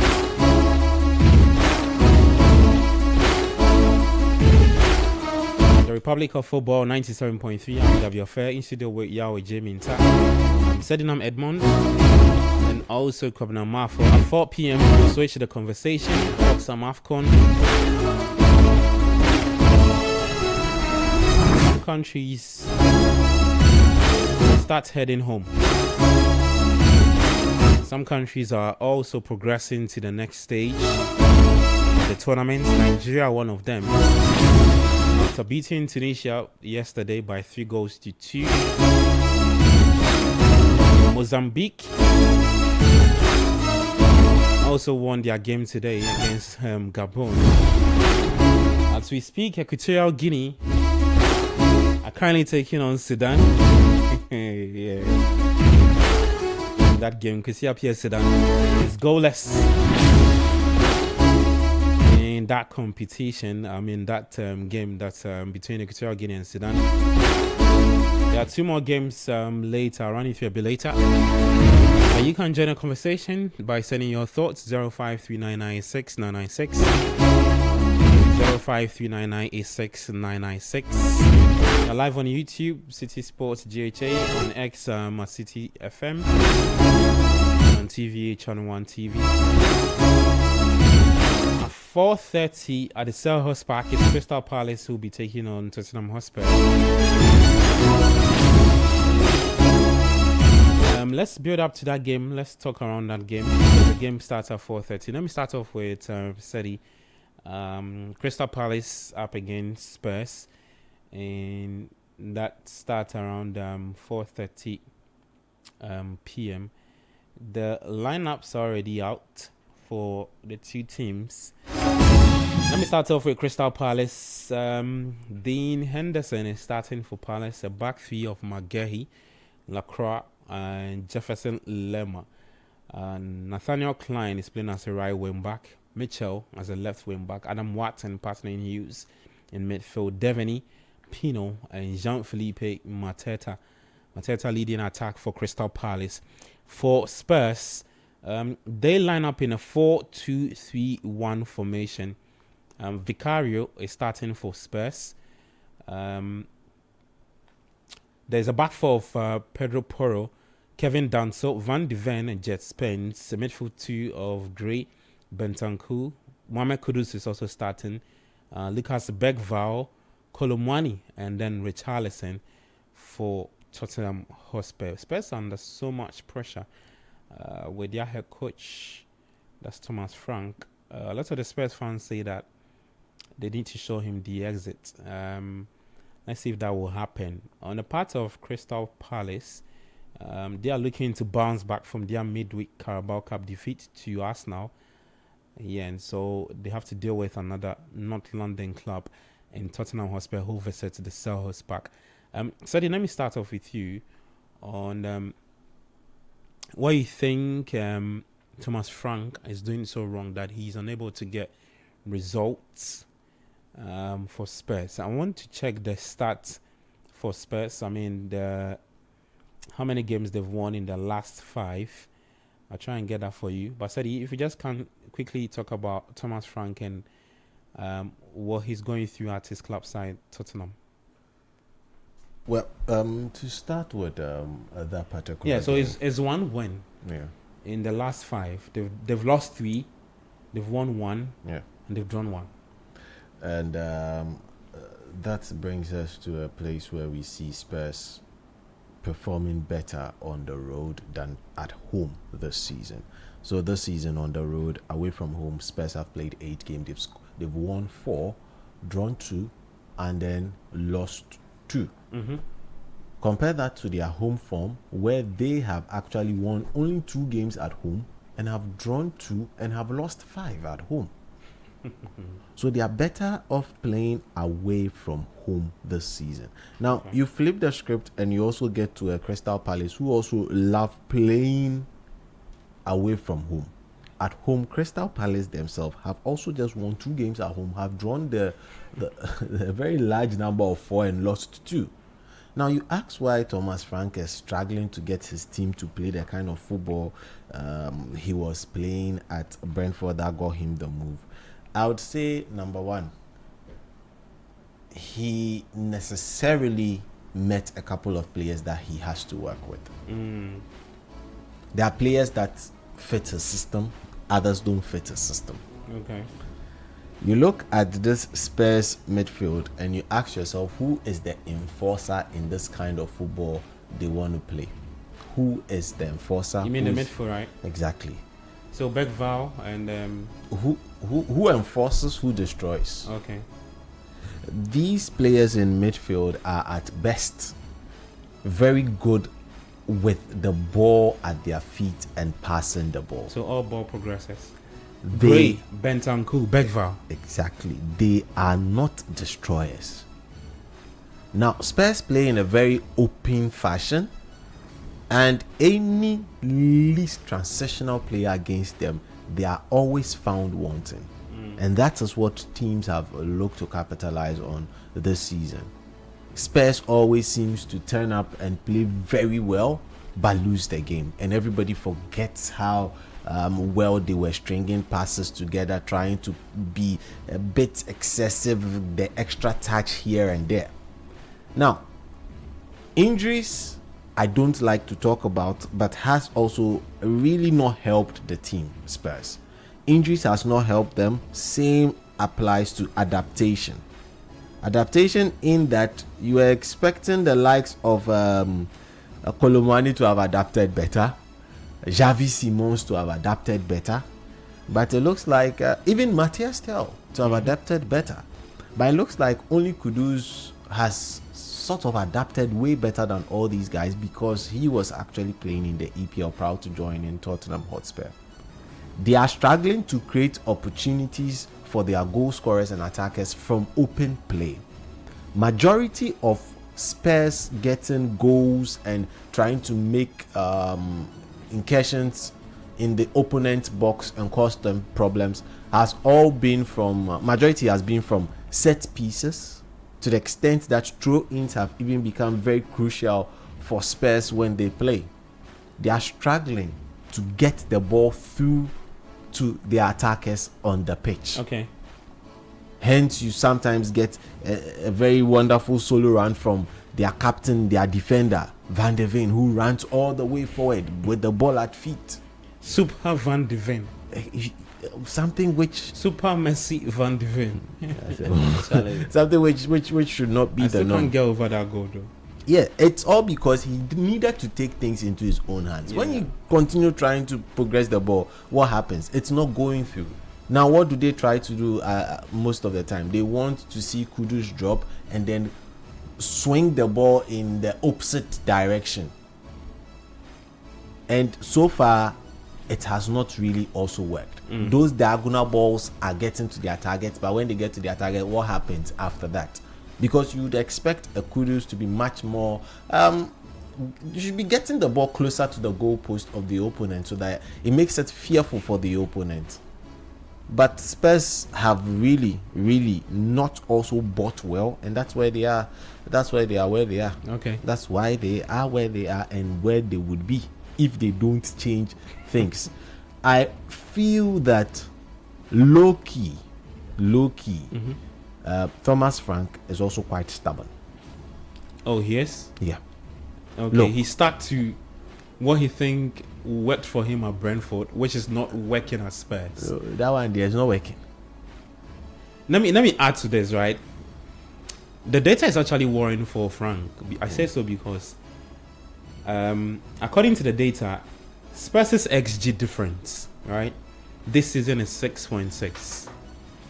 They've created just 16 expected goals throughout the Premier League campaign. Yeah. And his side have actually struggled at both ends on the pitch. So it's actually safe to say, like what you said, that's not been the best start for him, because the data is backing your analysis in there. So they are not creating much. And then they're also shipping in goals. Oh, as for the goals, they are shipping in because, again, they don't have someone in front of the defense to actually help them. The midfield is lightweight. It's a feather of. So that's what, too much creativity in there. They- no, Bedval, they- Bentancur, or they don't No. also create. They don't actually also create. That is the So problem. what are they He's doing? They're They're just just passing. adding up to the numbers. Oh, it's just safe passes. Exactly. And for me, they've got a lot more attackers who actually adapt to the wing than those who like to play through the center. I don't still understand why Joao Paulinho is not really starting and getting. What was his happening to foot. him though? I thought when he came from Bayern Munich, he bought his way into Thomas Frank's mind, Yeah. especially the way Frank wants to play. Yeah. Frank would adore any midfielder who gives him that physicality. Yeah. And then I thought Paulinho was the man to give him that. I was also thinking so, because looking at the frame of someone like a Norgard in a Paulinho, it's not so different from these two players. But how Paulinho has fallen off for a great to Is be he on the playing. bench today? He's on the bench today for a great to No, be there's playing something in midfield not for right. Bentancur, Yeah. who can't. Bentancur can literally not get close to his marker. It also needs to be noted that Bentancur is much also closer to the physio stable than being closer to his marker on the pitch. So It's- Papi Sarr is with Senegal. For me, that should not be an excuse. Use Bissouma, the leaser, the better. Yeah. He wasn't even getting playing time for Spurs. Yeah. After doing all sorts of things. Yeah. He's a chemist. Hey, Charlie. Hey, Use Bissouma. But you look at their bench, they've got Odobem, they've got Matthias Tel, they've got Brandon Johnson. Play Brandon Johnson the opposite side of Yeah. Kudus, and some of their best games, that's where he has played. He has started on the left hand side. He Charlie, starts Brennan Johnson was Spurs' go-to guy. best player last season under Yeah. Postecoglou. Yeah. He did double figures Yeah. under Postecoglou, and under Frank, He's struggling to He's do struggling double to- figures Charlie. even in starting. my goodness. Tottenham is just Frank just needs to do the simple things. Okay. Simple Do you things. buy into the section of fans who say that let's show him the exits before No, the listen. 10 of 2026? So if you show him the exit, then Thomas Frank will now start going down the road that Graham Potter went. Oh, okay. In terms of their career, managing teams, Exactly. taking it downhill. Oh, quick. I see. So what? So he should be there and fix it. No, yeah, he should be there and be spoken to do things the simple way. This is the way you want to play. Some of us have heard him mic'd up during training tours when he was with Brentford. And it was the very simple things. And he's doing the direct opposite of the things he used to do at Brentford. And you can't, like, how? So what's going wrong? Is it to impress, or who is he trying to impress? Or he has to? Okay, so like when you started your submission, right? You made a point about dealing with what's on the table for him. Yeah. And do you think that has caused the current run they are in now? No. Currently, see, you need an enforcer, someone to destroy stuff in the midfield. Do you have one on your bench? Yes. Why are you not playing him? That's the question. Okay. Then why is a Kolomani going to be playing out wide? If he's going to be coming infield, who will be going to that part of the pitch? Are you now going to shift into a 3-back system to allow maybe a Spence run that channel? How effective has Spence been going forward? There are a lot of questions that he needs to answer, but just keeping it simple solves everything. It's just complicating the issues. Okay. So in terms of teams that have lowest XG, right, this season, it was 3 teams. So United did 33.3, Manchester City did 33.0, and then Spurs. Look at the gabo from City and then Spurs. United did 33.0, Spurs are doing 16.3. Yeah. Governor, are you disturbed for kudos? Not really disturbed. Why? But mostly the performances of the team you play for could also be key in how you play and also not helping you. But sometimes the performances could not be better, but the players' performance also could also be better. For example, like Semenyo. Yeah, his performance at Spurs hasn't been better either. That is it. That is one major thing for Kudus, which really need to check how things are, because it's so surprising how Spurs started the season very well. They started the season so well that people even tipped them to be part of the top 4, top 5. But currently, you can't even find them as part of the first 10 teams in the EPL, and it's so bad how they've just dipped in form. And I just feel like Thomas Frank needs to do a lot. There are some of the positions that he really needs to check. As Sedi was saying, a player like Bentancur is a player that is not able to defend or able to tackle very well. Maybe João Paulenia will have doesn't have, maybe because of he not playing so well this season. He also started the season very well, scoring some goals, and he not getting the minutes right now is also one key thing that they really have to check. For Spurs, there's a lot of problems. Someone say they are missing some players, but a player like maybe Maddison was always an injury-prone player. Previously, he wasn't also getting. He's not enjoying the games from the stands. Every home game too, then they will pan the camera there. So it's not really good for Spurs and also for Kudus, because we want our players to be playing so well, their teams also to be doing very well. If it doesn't happen that way, mostly when they come to the national team, they don't perform that well. They don't perform. It really affects them a lot, and that is one key thing, because it drops their confidence, because always now their teams are struggling. They are not getting the wins that they want. So that is when they have to be able to do their best, put in much effort and see how things are going to work. So it's one key thing that they have to check. It's very worrying for Spurs. Very, very worrying, because we know Spurs as a team that really worry a lot. They worry the big teams and other smaller teams. So if they are not playing so well, it doesn't really speak good of them. But for Palace is also another team that started the season not too well. Middle of the season, they started also playing well. Now, not very well. I don't know how things are, but maybe if maybe Spurs their performance doesn't improve, maybe they can wait next season. They can go for Oliver Glasner. Glasner will be leaving Palace at the end of the season. I just knew you would do this. That's what I thought. Glasner will be leaving I know Palace what you were about to do. at the end of the season. So maybe they can wait, because at this point, if there's no need of you sacking Thomas Frank, let's see how good he is. But if by the end of the season Thomas Frank has improved, you just stay by him. You just be with him, because he's a very good coach, a very, very good coach who is able to improve players a lot. Because, as I said, when the season started, we all saw how good he was doing. Kudu's performance, even for Spurs when the season started, was so good. Until the current games, which is not really helping Palace a lot. What's the name? Spurs a lot. So they really need to improve a lot too. We really have to really improve. That is Thomas Frank and also Spurs, for them to have a very good position in the EPL. All right, so the game at the Stadium of Light has ended. It's 1-0 between the two sides. Sunderland 1, Leeds United 1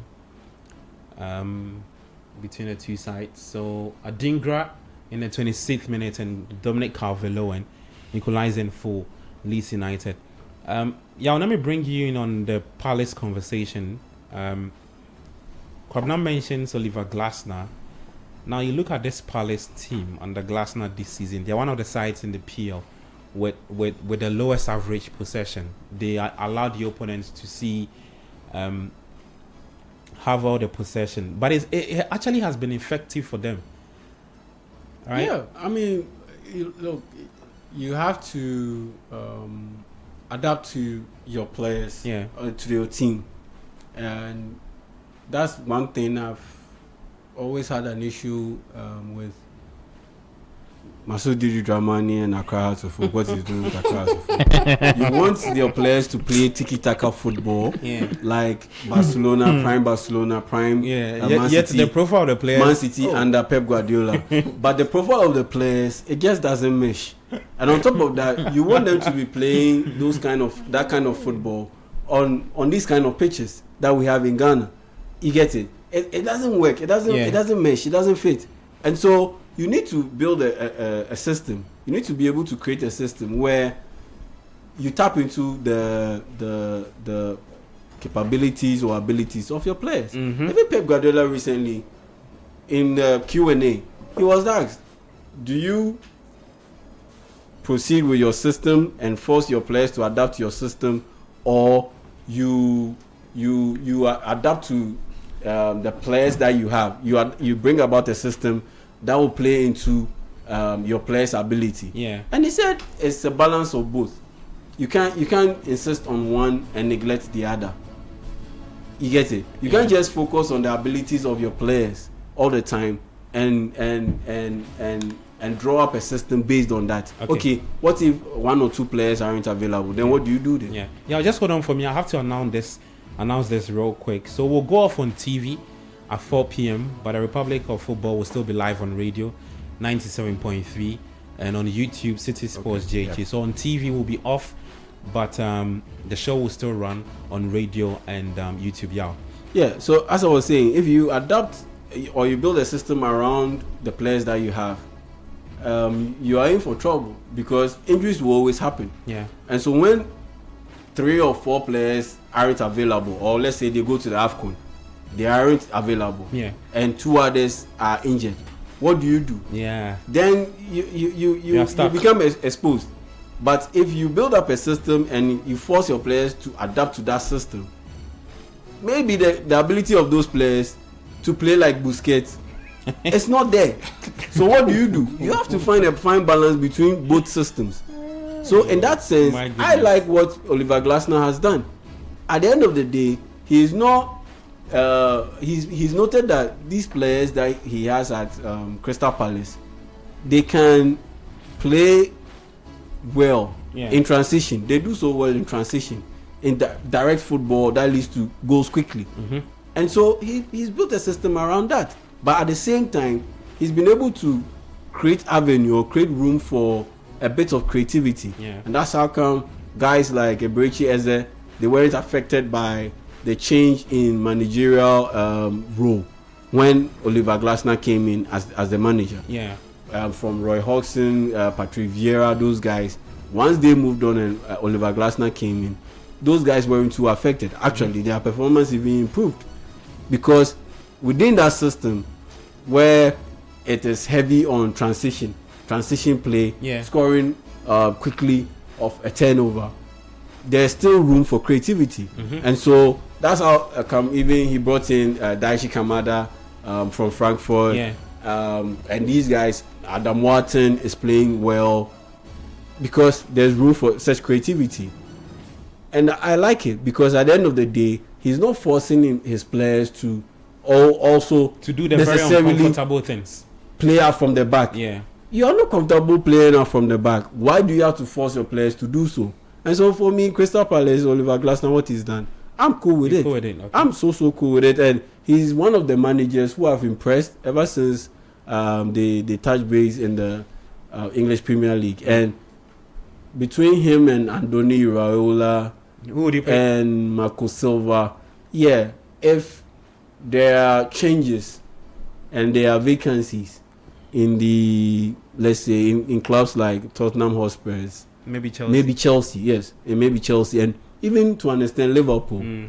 yeah, those three guys are up You think they should pick up those for jobs? the jobs. Okay. Someone like Andoni Iraola, looking at the base that Jurgen Klopp established Yeah. at Liverpool, he'll be perfect for Liverpool. Okay. You look at someone like Marco Silva, or I think Marco Silva will be best for Tottenham Hotspur. Okay, for Spurs. You get it, and so I'm fine with what he's done. What I have a concern looking at the lineup that we have with this Crystal Palace matchup coming up against Spurs is with Spurs, Tottenham Hotspurs, Thomas Frank. Pick one. I don't get it why you have Lucas Bergvall playing in behind Richarlison, Yeah.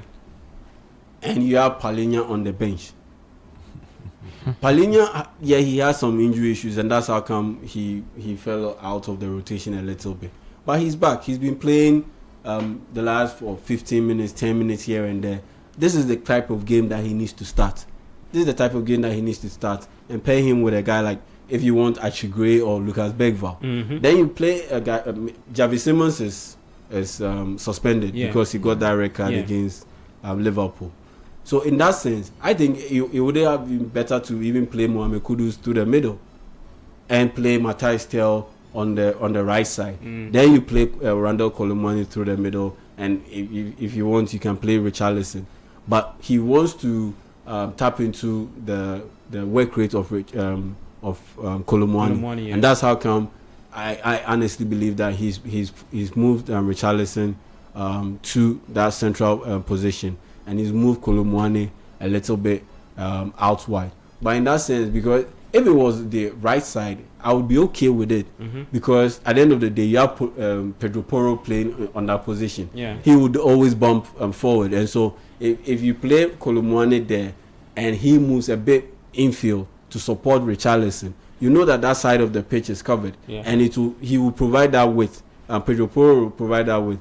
But with the Spurs is a right-footed player who is playing, a right-footed winger who is playing as a left fullback. He does not necessarily give you that bit of width, and so I'm a bit surprised that he decided to make that move.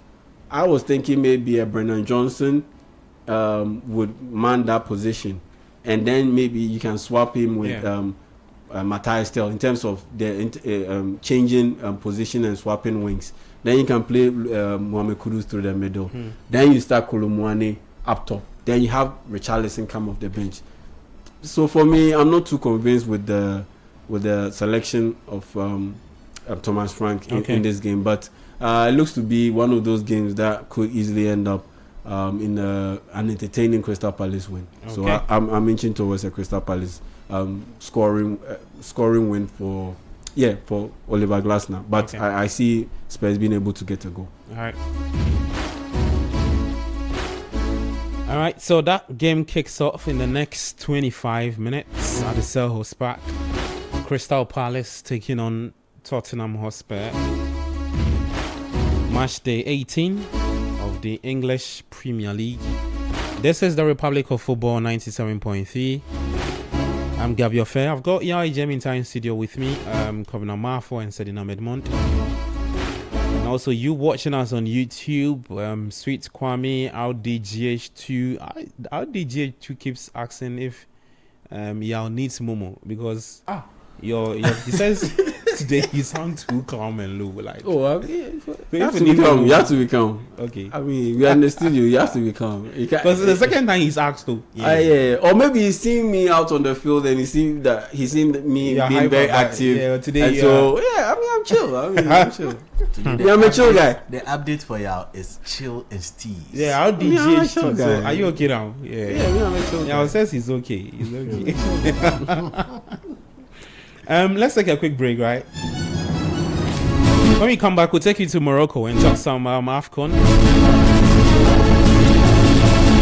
This is the Republic of Football 97.3. I'm Gabi Fair. We'll be back after the break.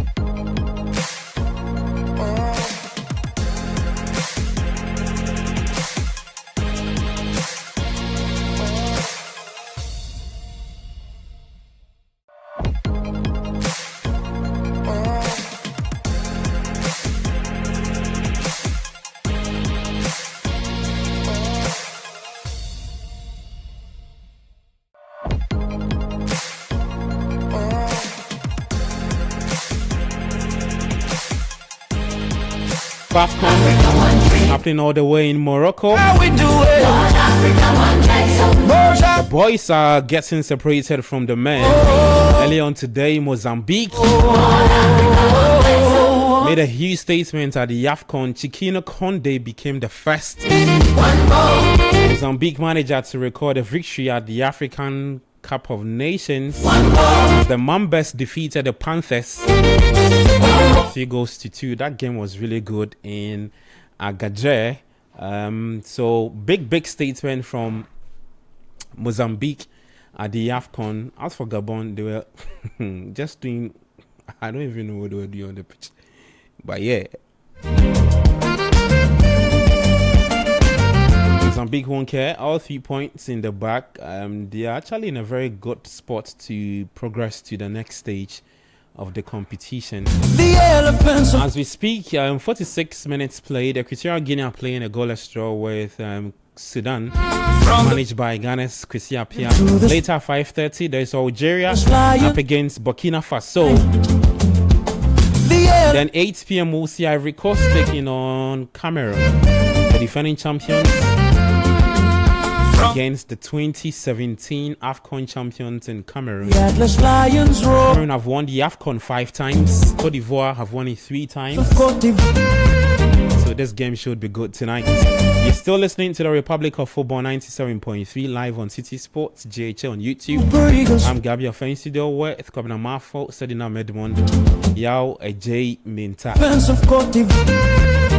And let me just run you through the games coming up later tomorrow. But tomorrow there will be Inside AFCON for you on 97.3, 3 to 4 p.m. So please do tune in. Bring you some more AFCON talk. Angola will take on Egypt at 4 p.m. Zimbabwe up against South Africa at the same time, 4 p.m. It will be the final round of matches in the group stages, so we'll have the games being played at the same time. And then at 7 p.m. there will be Comoros taking on Mali. Same time we'll see Zambia up against Morocco for tomorrow's game. Let me bring you back to today's game, right? Let's start talking about the results that came up early on today. Let me start off with you, Yao. Mozambique, they beat Gabon by 3-2 early on today. That was the first game that was played in Agadir. Mozambique got their first goal through Bangal in the it was Diogo Kalila. Who got the first goal for? So Bangal got the first goal for Mozambique, and then Katamo got a second goal. It was a penalty, and there was a third from Diogo Kalila, who added the third. Gabon responded through Pierre-Emerick Aubameyang from the spot kick, and then there was a second from Musonda, but was not enough to take the Panthers to. It was the Mambas who picked up all 3 points. Yeah, surprised by the scoreline? Yeah, I'm very surprised. I'm looking at the performance of Gabon in that game against Cameroon. I honestly picked them to beat Mozambique in this game. But even when we were making our predictions yesterday, I highlighted that Gabon needed to be a bit disciplined when it came to pushing up with their defensive line. Yep. It was way too high, and they were let off the hook in that game against Cameroon on multiple occasions, and they should correct it heading into this game. There were instances where they got caught out, and it led to instances where they conceded goals. And so for me, that wasn't proper homework done by the Gabonese. And yes, football is made of a lot of key moments or fleeting moments, and what they call the windows. And in the end, Gabon had one big opportunity, and Pierre-Emerick Aubameyang, very surprisingly, missed a huge opportunity. And I believe once that chance was missed, those sliding window moments, once that chance was missed, you could tell that yes, Mozambique weren't going to lose this game. Yeah, and I expected Pierre-Emerick Aubameyang to score that particular chance. He moved, positioned himself well, looked to bend the ball to the far post when it was clear that the keeper had it covered, and no matter how much bend he would put on it, he wasn't going to beat the goalkeeper from that position. So he needed to just more or less dummy or deceive the goalkeeper by faking to or opening up his body to put the ball at the far post, but just bend the ball towards the near post. And if he had been able to do that, I honestly believe he would have been able to score, and that would have changed the dynamic of the game and given Gabon the momentum enough to either score a draw or go ahead to win this game. And so once those issues weren't taken advantage of, as in terms of their indiscipline when it comes to playing the high line, and they've been able to convert those big moments or big chances, you could tell that Mozambique were quite pumped to be able to get and position themselves to be able to get a win. And they did so, and kudos to them. Sadi, let me take you back to yesterday's games, right? The last game we have to talk about it. Nigeria, Tunisia. People say that Nigeria had a score to settle with Tunisia after they kicked them out at the it was the 2021 AFCON, right? At the groups, when they made it round of 16, a very impressive run in the group stage. Round of 16, they got them kicked out by Tunisia. Talk to me about that performance. I think that when it mattered most with regard to the experienced players in the squad, they came to the party. Ademola Lookman, Wilfred Ndidi, Victor Osimhen. Before Osimhen scored, he had missed one chance, and then he had scored one. It was ruled out as offside, and then he responded again. Just what I thought about that performance from Nigeria. Well, for our brothers from the green and white side of West Africa, it's a great result for them. Puts them in pole position, qualifying on top of that group, barring any unforeseen comical display from them in the final game. But that will mean that they get to play a better opponent, a third placed team. And so far this season, this particular tournament, we've seen how woeful some of the teams have been, especially those in that particular group of third place teams. So that means that Nigeria would definitely stroll into the next round of the competition. But for yesterday's performance, as he is being called now, the ECOWAS Haaland, aka Victor Osimhen. As for you, ECOWAS Haaland says he didn't progress. So the ECOWAS Haaland, like I said, my friend, behave yourself. But his name is Victor Osimhen. I'm coming to mention his name. Take the ECOWAS Haaland from there. Okay. Victor Osimhen stood up to the plate, aka ECOWAS Haaland. He stood up to the plate, and then also you got your man Ademola Lookman literally running the entire show yesterday. He had an assist in all the 3 goals. Yes, he literally had a hand in all 3 goals. Either he was scoring, he showed that I've been scored a goal. I once used to be the African best player. Yes. He was actually showing the reason why he was nominated and actually voted on to become Africa's best player back then when he won it. And for me, this has been a very impressive game from him. Knowing what he went through at the start of the season, being frozen out after he had a little bit of dance with his side, that's Atalanta. And now he comes back, starts getting game time, and then he playing, then benches a Ghanaian brother. But it has shown that in the past couple of games, that has warmed him up into the performance we're seeing from him at the AFCON. It was a very interesting performance. Nigerians played like they wanted it most than the Tunisians. The Eagles went to battle, the Carthage Eagles went to sleep, and the Super Eagles were dominant. Nice way of wrapping up. Kabna, you want to have a bite at the Nigeria Convo? Yeah. Can they get to the finals? Again? It's difficult right now, but it was a good performance from them. It was like a rampant performance from Nigeria. If you didn't watch the game and look at the scoreline, you might think... How did they allow Tunisia to that is draw back 2 goals? Nigeria played very well from the first minute to the 74th, 75th minute, and it was brilliant from them. And they just went off to make Tunisia just score that 2 goals. But it was a brilliant performance from them. In the AFCON, if you want to do so well, you need to beat these big guys. We saw how Tunisia were able to beat Uganda, and we were like, oh, okay, the Tunisians are playing so well and they want to do something. And you beating Tunisia by 3 goals to 2, getting the 3 point, getting 6 points, and already qualifying is a brilliant one from Nigeria. I'm sure Hala. Sorry, I said Hala. Hey, Haaland. Don't get infected by it. So Victor Osimhen and Lukman and other players, I'm sure they want to put up a very good performance, because right now, looking at things, last 2 years they went to the final of the AFCON. So I'm sure this year they want to do all their possible best to at least win the AFCON, but it's going to be very difficult. So yesterday's game, there was also some Senegal playing 1-1 draw with DR Congo, and that was also a brilliant game, one of the best games I've watched. It was a very good game from both sides. So the Senegal winning Botswana by 3 goals to 0, and they play 1-1 with DR Congo. That should let them know that the teams that will be meeting the AFCON are going to show up like this. So they have to put up a good performance. If they are to play like the way they played against DR Congo yesterday, it's going to be very difficult to even play the likes of let's take Morocco, Cote d'Ivoire, and other teams. They are going to be very hard on you. So it was a brilliant game yesterday. As we speak, there is Equatorial Guinea taking on Sudan.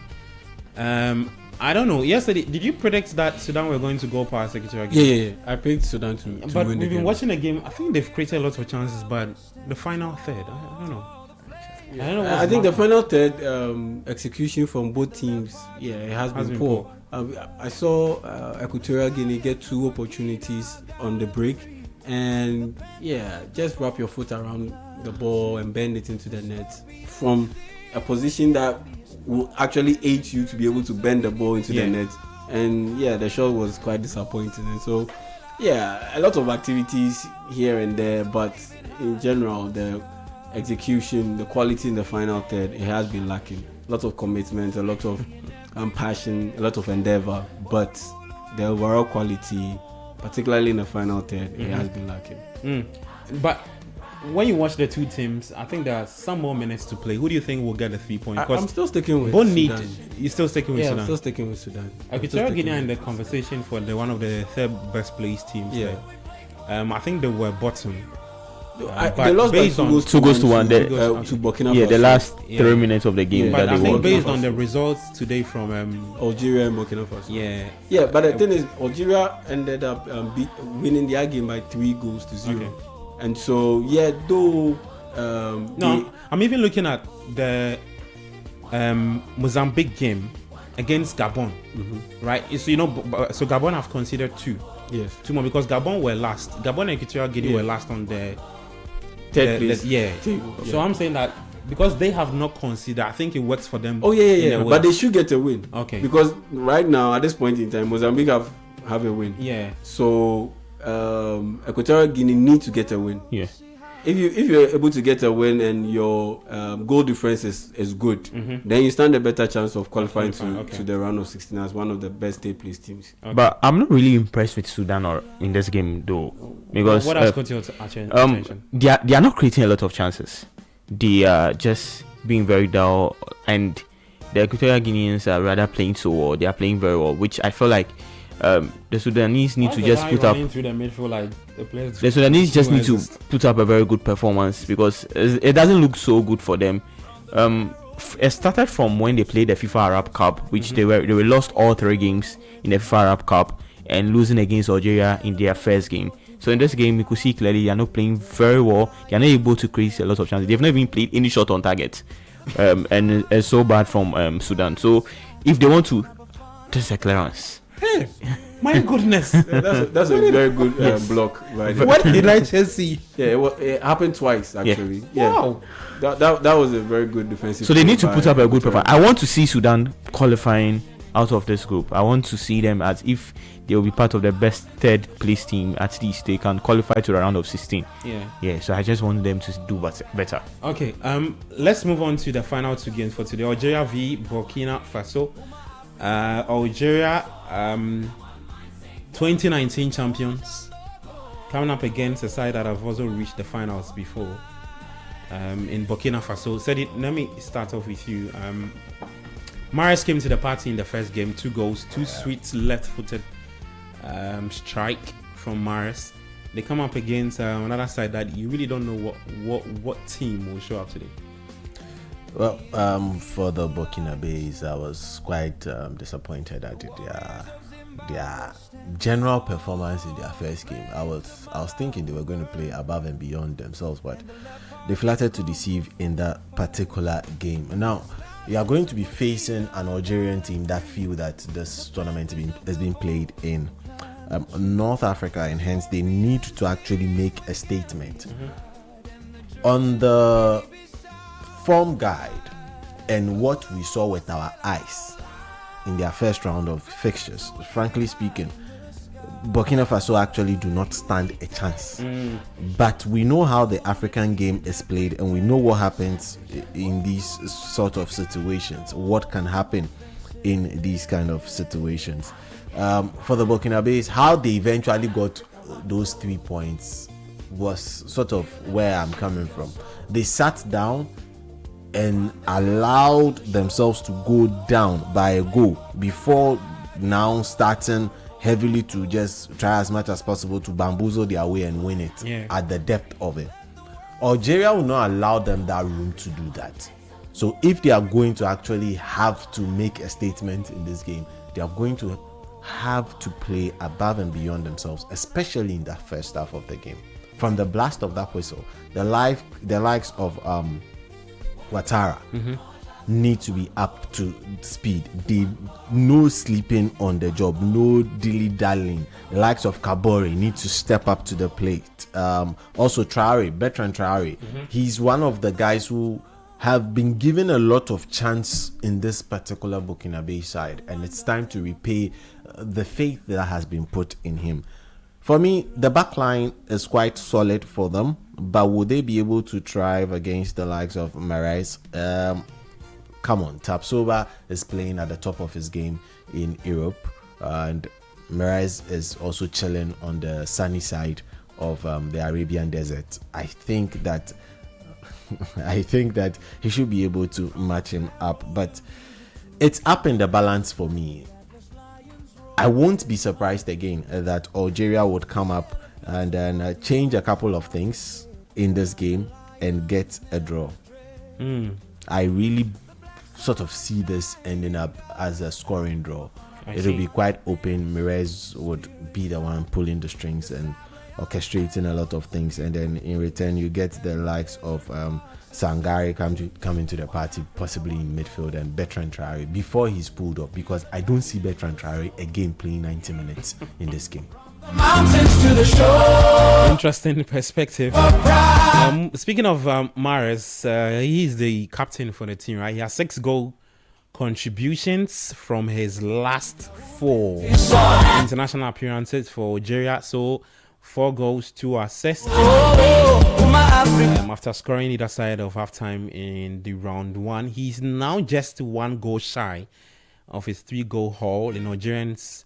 Their cup winning run 2019. So let's see if he can actually get another goal. That game will kick off at 5:30. Morocco. Never fall. It's the AFCON 2025 happening. Zimbabwe stand tall. The flames of Malawi burn. There's one final game for today. Let me bring you that game, and then we'll talk about that. Cameroon, Ivory Coast should be good. 2017 champion. Coming up against a country that has won the AFCON also 5 times in Cameroon, but started the tournament with a lot of turmoil behind the scenes. But they won their first game though. Carl Eta Young with an assist from Brian Mbumo. Let me start off with you, Kwabena.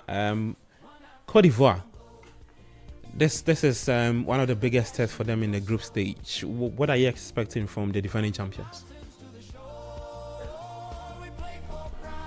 Yeah, it's going to be a very big one tonight, and I'm sure the Ivorians will just be sitting out to just know how best they can play against Cameroon, because in their previous game when Cote d'Ivoire beat Mozambique by 1-0, we saw the good performance of Diomande and Amad Diallo, who really impressed me a lot. Reference Zaha didn't really impress me against Mozambique. I'm sure I don't know whether he will have to start. He would have to start today, but if he has to start, he really has to put up a very good performance, because we are playing against the 2017 champions, that's Cameroon, and they are going to put up a very good fight. They are going to do their best to be what's the name, to be able to match you boot for boot. And these two powerhouse big names are like, they are people that two teams that are able to play very well. And for Cameroon, there's a lot of pressure on them because of what happened off the pitch.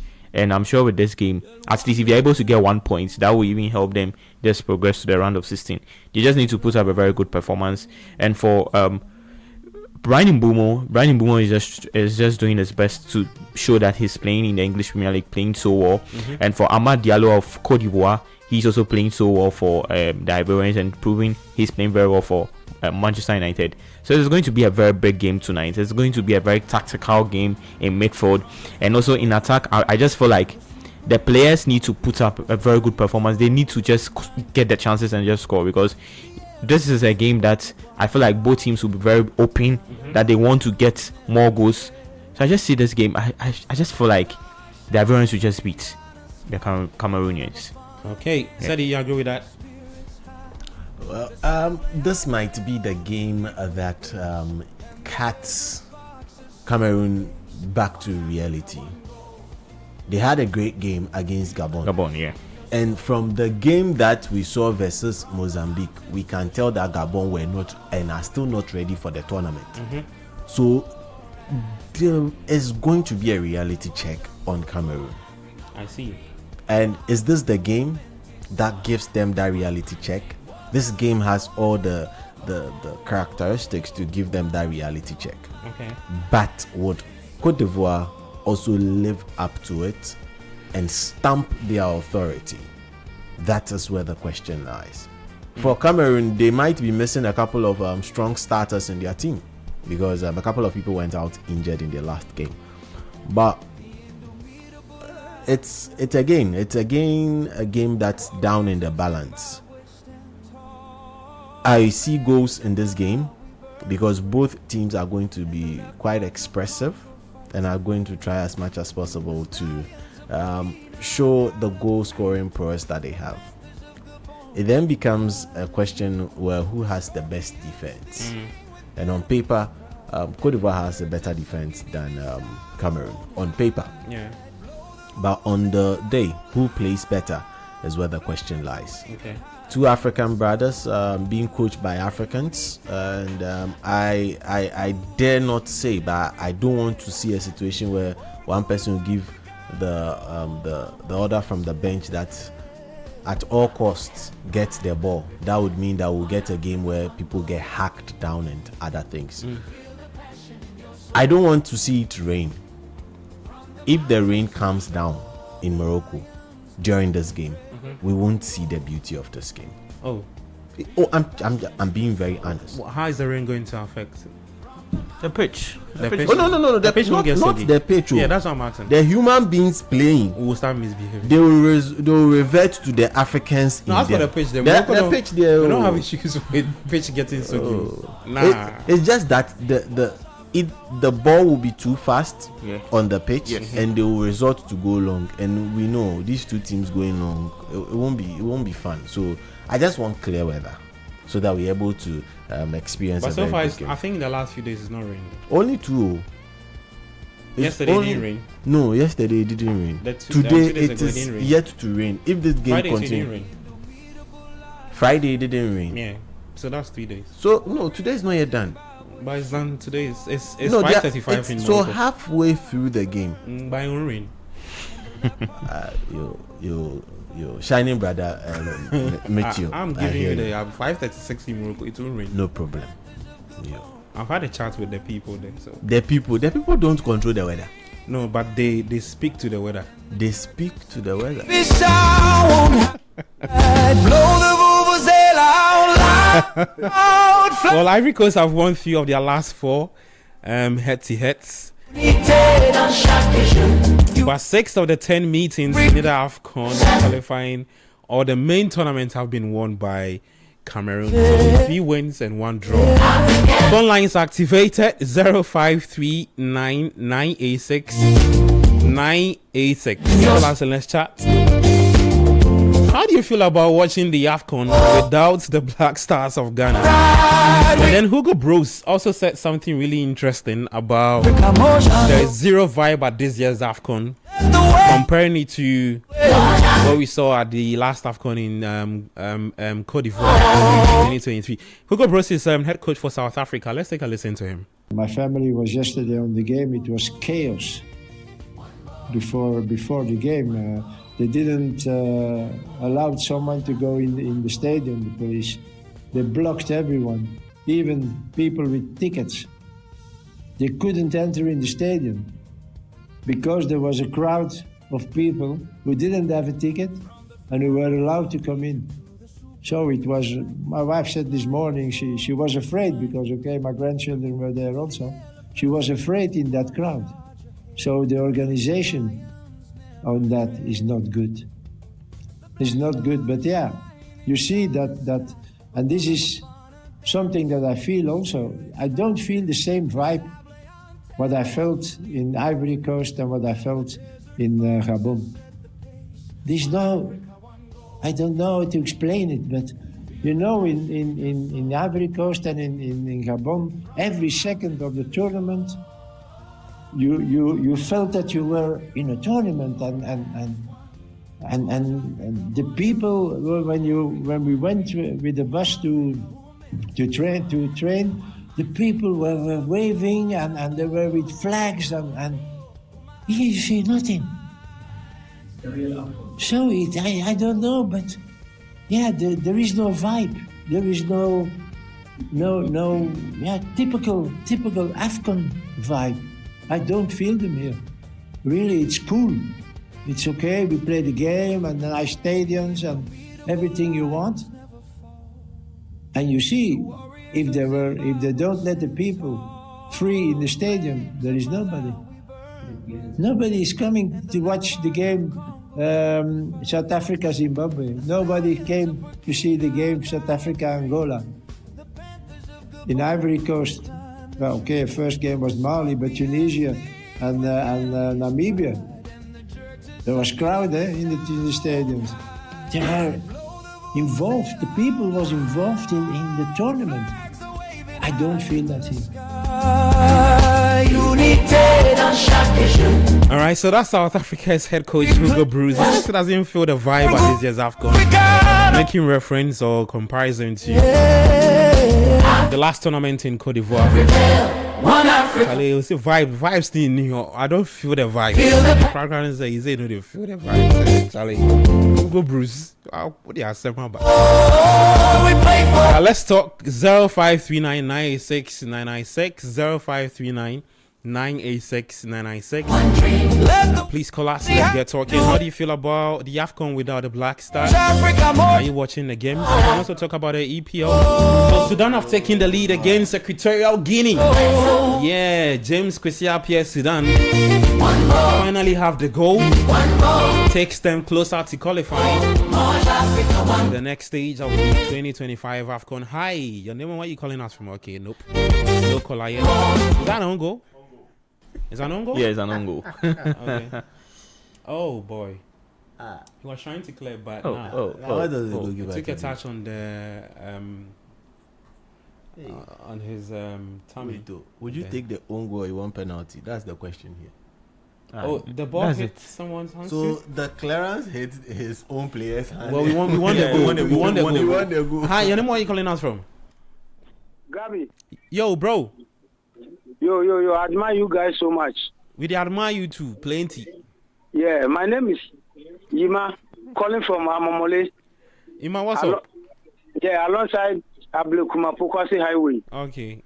You there Amamole way is on the Pokwasi Highway?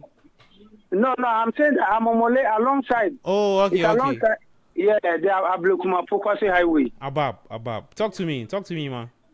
Nice one. First of all, before I deal with the AFCON issues, Semenyo, I think he has made it known to us that he's going to Man City.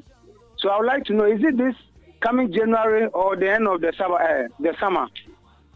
The season, the end of the season. Hello, Gabi. Yeah, it be at the end of the season. It's at the end of the season. No, it be this January. Wow. Yeah. As for Man City, to me, how I see Guardiola, he will not get much playing time as he does in Bournemouth. So, if he will stick to Coach Nimley's advice, I think it will help him. Man U, Liverpool, and other teams. But this Man City, maybe he sees City being the favorite to win the Premier League. That's why he's trying to move there, so that even if he didn't get much playing time, he will have it on his CV that he has won the Premier League. But if he really wants much playing time, then I think he shouldn't go to Man City. And then one was I think I've forgotten within this week. I think Ferdinand was making analysis about the empty stadia. Gabi, it's very, very horrible. So, as the qualifying teams, like for instance, I listened to very well. These 24 countries, they should be in talks with CAF, so that traveling because he was making analysis from England to Morocco and then from, I think, France, just some little amount from traveling to there. But when you are moving from Africa to one Africa to the other Africa, it costs so much. So CAF should listen to such analysis so that they will be in touch with the countries, so that traveling will be so easy in terms of financial cost, so that people can travel to participate in, because the way the stadium becomes empty is very, very horrible. Gabi, that's my little point or my little contribution about that. I admire you guys so much. Keep it up. All right, God bless you, Mark. We admire you too, right? Yeah. So just some more info with Semenyo's potential move to Manchester City. So there's a release clause which expires on January 10th. The teams don't activate that. He has to stay to the end of the season. 053996 053996. You can also call us and let's get talking. I'm Gab, your friend studio with Yao Jaminta. And also Sedina Medmon Kobnamafu is also here with me. Sudan have taken the lead against Equatorial Guinea. 77 minutes played. The Black Stars. The Republic of Football 97.3. We're live on YouTube, City Sports GHA. Spirits high. The Sablé Antelopes leap. The final game for today is between host nation Côte d'Ivoire taking on Cameroon. Defending champions Côte d'Ivoire taking on Cameroon. Yeah, forgive me, yeah. From the host nation is Morocco. Yeah, Côte d'Ivoire hosted the last AFCON. Yeah, I'm Gabi Ofe. Well, none of Ivory Coast's last 13 internationals, stretching back to December 2024, actually saw both teams score. I mean, you want to watch out for some key players for tonight's game. So one is Amad Diallo. He scored just his third Ivory Coast goal against Mozambique, with 16 of his last 17 goals for club and country, arriving after the break. For Cameroon's Carl Eta Eyong, he netted his first ever international goal against Gabon. 6 of his last 7 strikes for club and country came before the hour mark. So it should be good tonight. In fact, Barcelona are keeping tabs on Carl Eta Eyong. So let's see what happens. Speaking of the attendance, right? Let me just run you through some numbers regarding the AFCON. 22 games played so far at the AFCON. The top 10 attended game, right? So the first one is Morocco Mali, 63,844. That's 93%. Yeah. The second one is Morocco Comoros. That was the opening game, 60,180. The third game was Senegal DR Congo, 41,672 spectators turned up to watch the game. Yeah. Okay. The fourth one, we had South Africa No, Egypt taking on South Africa. We had 40,219 spectators watching that game in Morocco. And then the fourth, Cameroon, Gabon, 35,200 spectators. Then the fifth, there's Egypt, Zimbabwe, 28,000. Nigeria, Tunisia, 25,000. Senegal, Botswana, 18,000. Algeria, Sudan, 16,000. Morocco, Tunisia, Uganda, 13,387. So we'll keep you posted regarding this game, the spectators that showed up, and then the last game as well. Taking you back to the EPL, Tottenham Hotspur, they have a goal against Crystal Palace as Richarlison with that goal for Spurs. Yeah.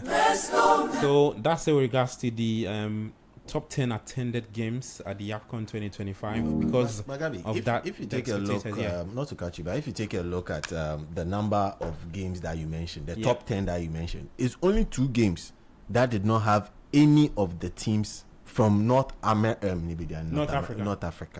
Thank you. It was the game between Senegal and then Congo, and also the second one was Senegal and then Botswana. Yeah. So it means the Senegalese are there.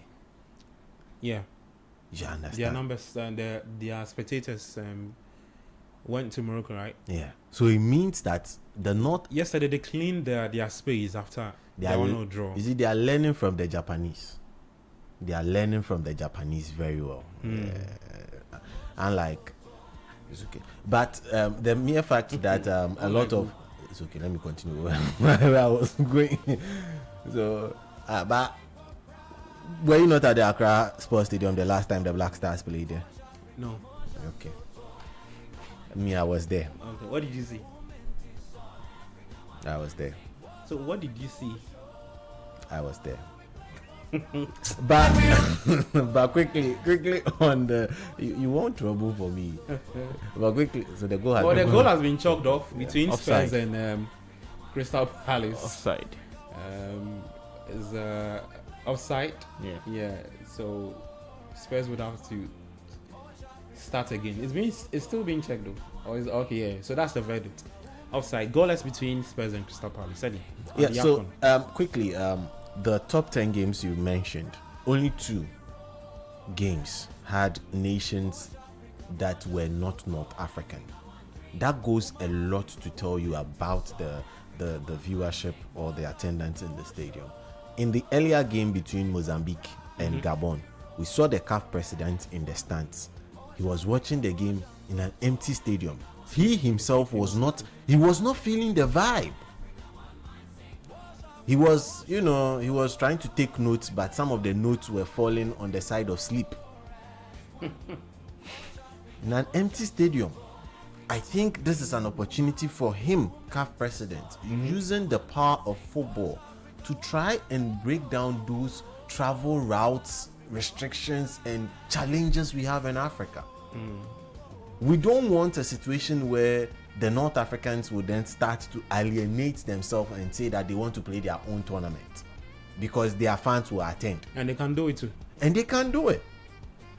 And then the next one we'll have is West Africans, and then the Central and Southern Africa say they'll play their own tournaments as well. It will bring division. So at least we should find a way to incentivize business owners to help open up routes that would ease travel. Okay. If rail is too expensive, we already have planes. Why do I need to fly from here, go to Doha, Qatar, and then now go to Morocco?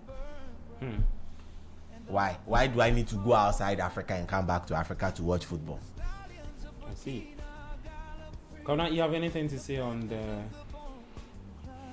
the spectators? It's not really good. It's not really good. The transport and the means of transport in Africa here is one key thing. It's very worrying because the way the North Africans are able to watch their game, because it's being played at North Africa, and some of the West African countries are able to go. Some of them just moving some of their fans from wherever they are to Morocco is one key thing that they have to really check.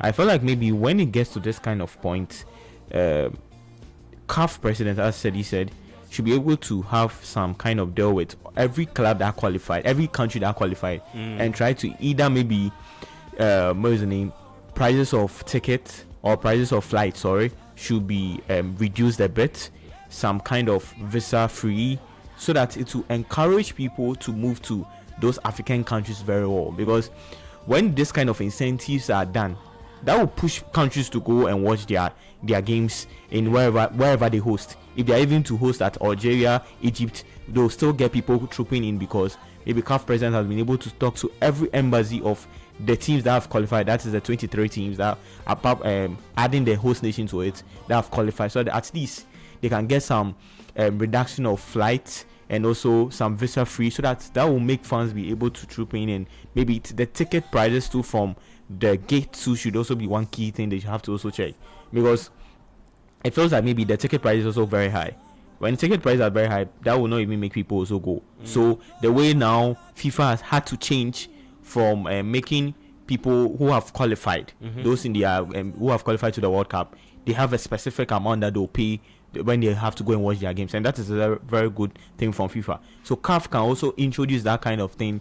Maybe if it's $20, $30 that every club that qualified or every country that qualified, this is the amount that your country needs to pay if you want to go and watch, so that you will have a very structured one for people to go and watch the AFCON. Because it's not nice that they are playing AFCON and the people watching the games are very few. It's not very nice. When you go to Euros, when you watch the Euros, we all see what happens. When you watch the Copa America, we see how fans troop in to watch all those Copa America games. So we should see the same thing when they are playing the AFCON, so that people will be able to troop in to watch their favorite countries. Okay, all right. So that's the conversation around the AFCON. It's round 2, the group game. There's Algeria for you taking on Burkina Faso at 5:30, and then Ivory Coast will take on Cameroon at 8 p.m. For tomorrow, some more games coming up. Angola take on Egypt at 4 p.m. Zimbabwe will take on South Africa same time. Comoros up against Mali at 7 p.m. Zambia will take on Morocco, the host nation, at the same time. That's 7 p.m. On Tuesday, Tanzania taking on Tunisia. Uganda will take on Nigeria. Benin up against Senegal. Botswana will play DR Congo at 7 p.m. 97.3. We still can call us 0539 986 996. Some few minutes to wrap up the show. Radio 97.3. And on YouTube, City Sports GHA. So you can call us 0539 986 996. The Panthers of Gabon climb the tree. I'm Gabi Affair. 88 minutes played between Equatorial Guinea and Sudan. Sudan looking like wrapping up or picking up their first points at the tournament. Let's see if they can hold on to that clash against Equatorial Guinea and also boost their chances of qualifying to the tournament. For the PL, Crystal Palace is taking on Spurs goalless in that game. Hi, your name, where are you calling us from? Good evening, boss. Good evening, my brother. How are you? Fine. I want to know the result. Chelsea and Aston Villa. It ended 2-1, please. 3-1. It ended Chelsea lost to Aston Villa by 2-1. Okay, thank you very much. Welcome, my brother. 0539969996. Hi, anyone you calling us from? Hello. Hello. Okay. Hello. Yeah, your name, where you calling us from, please? Hello. Yes, I can hear you. Your name and where you calling us from? Yeah, Gabi. Yeah. Yeah. I left out with one issue. I'm Yima. Yeah, who just called? Okay. What issue is that? Yeah, I'm aware. CAF is proposing the AFCON for to be played for 4 years. Yes, it's already been confirmed. Come again. Yes, it's been confirmed. Yes, please. Are they done with it, or they are still? No, the president has spoken about it, so it's been confirmed. It's agreed. The next AFCON will be hosted by Kenya, Tanzania, and Uganda. Then after that, the 4-year cycle will start in 2028. The host nation is yet to be confirmed by CAF. Oh, okay. So after this one. Yeah. So after. Yeah. So after this AFCON. So after this AFCON, the next AFCON will take place in 2027. Oh, okay. 3 nations hosting it. So Kenya, Tanzania, Uganda. Tanzania. Okay. Yeah. So when it ends, when that tournament ends, then the 4-year cycle will start. So right after 2027, there's another AFCON in 2028. Okay. But we don't know which country will host it. Okay. Yes. So meaning the 4 years, it will be in 2031. God willing. No, it will start in 2028, then 2032, 2036, in that order. Oh, okay. In that order. Yes, please. Okay, yeah, because I think it's in a good direction, because I thought the 4 years, we will start the 4 years right from this 2025, meaning taking effect from 2029. No. Like it seems to me, it will be too early. Okay. So what about the month? The month in which it will be played? They are looking to take it to June, July. Yes, that's better, my brother. That's better, because African players will leave Premier League. Okay, it's good. It's good. Our leaders are now thinking outside the box. So, Gabi, I'm grateful. Thank you very much. All right, thank you, ma. God bless you. Never fall. The Warriors of Zimbabwe. Let's take our final caller, 0539 986 996 0539 986 996. I'm Gabi of the Republic of Football, live with 97.3. Our final caller, The Panthers. then we done. Climb the tree. The scorpions sting with Gambia's pride, and the churches of Guinea-Bissau won't hide. Blow the vuvuzela out loud. Flags are waving high in the sky. All right, so 97.3. I'm Gabi of that game involving Sudan and Equatorial Guinea is almost about wrapping up. Sudan still with the lead against Equatorial Guinea. African pride will prevail. One Africa, one goal. Sadi, I'll take quick thoughts, final thoughts from you, and Kwabena as well, and then we'll take the show home. Yeah. It's been exciting times. The AFCON is really not living up to its expectation like that, but a lot of players are trying to buy. Okay. Sadi, let me take this final caller. Hi, and where are you calling us from? This is Richard. Hello? Hello? Yes, This is Richard. Richard, where are you calling us from, please? From Santos.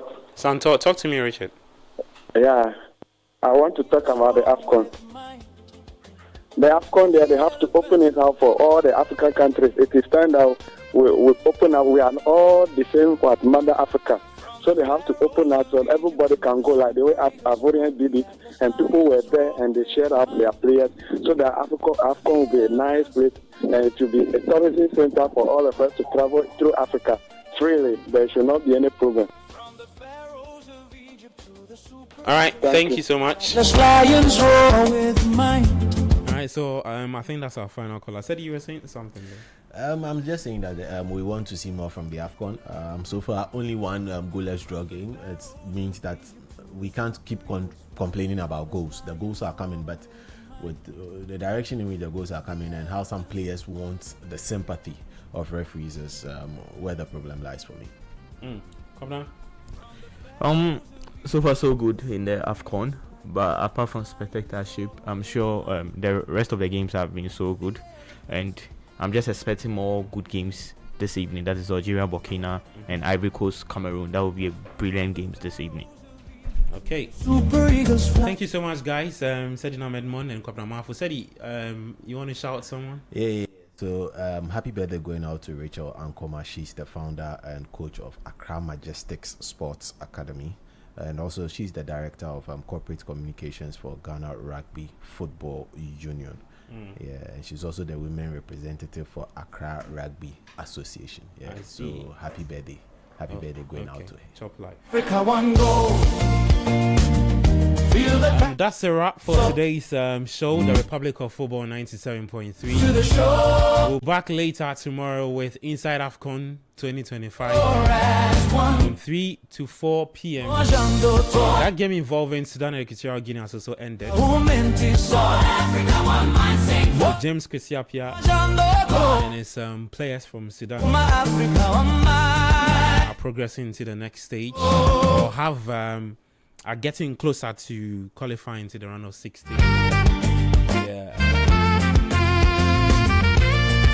Thank you so much for also calling and also texting, watching us on YouTube and then on Channel 1 TV as well. The indomitable lions never fall. Technical support from Desmond Nyako. Of Zimbabwe stand tall. The flames of I'm Gabby Affair. Enjoy the rest of your evening. We'll be back later on TV with Scorecard at 9 p.m. 9 to 10 p.m. So join myself and the guys for more football talk. Enjoy the rest of your day. Do take care and bye-bye. Sting with Gambia's pride and the churches of Guinea-Bissau.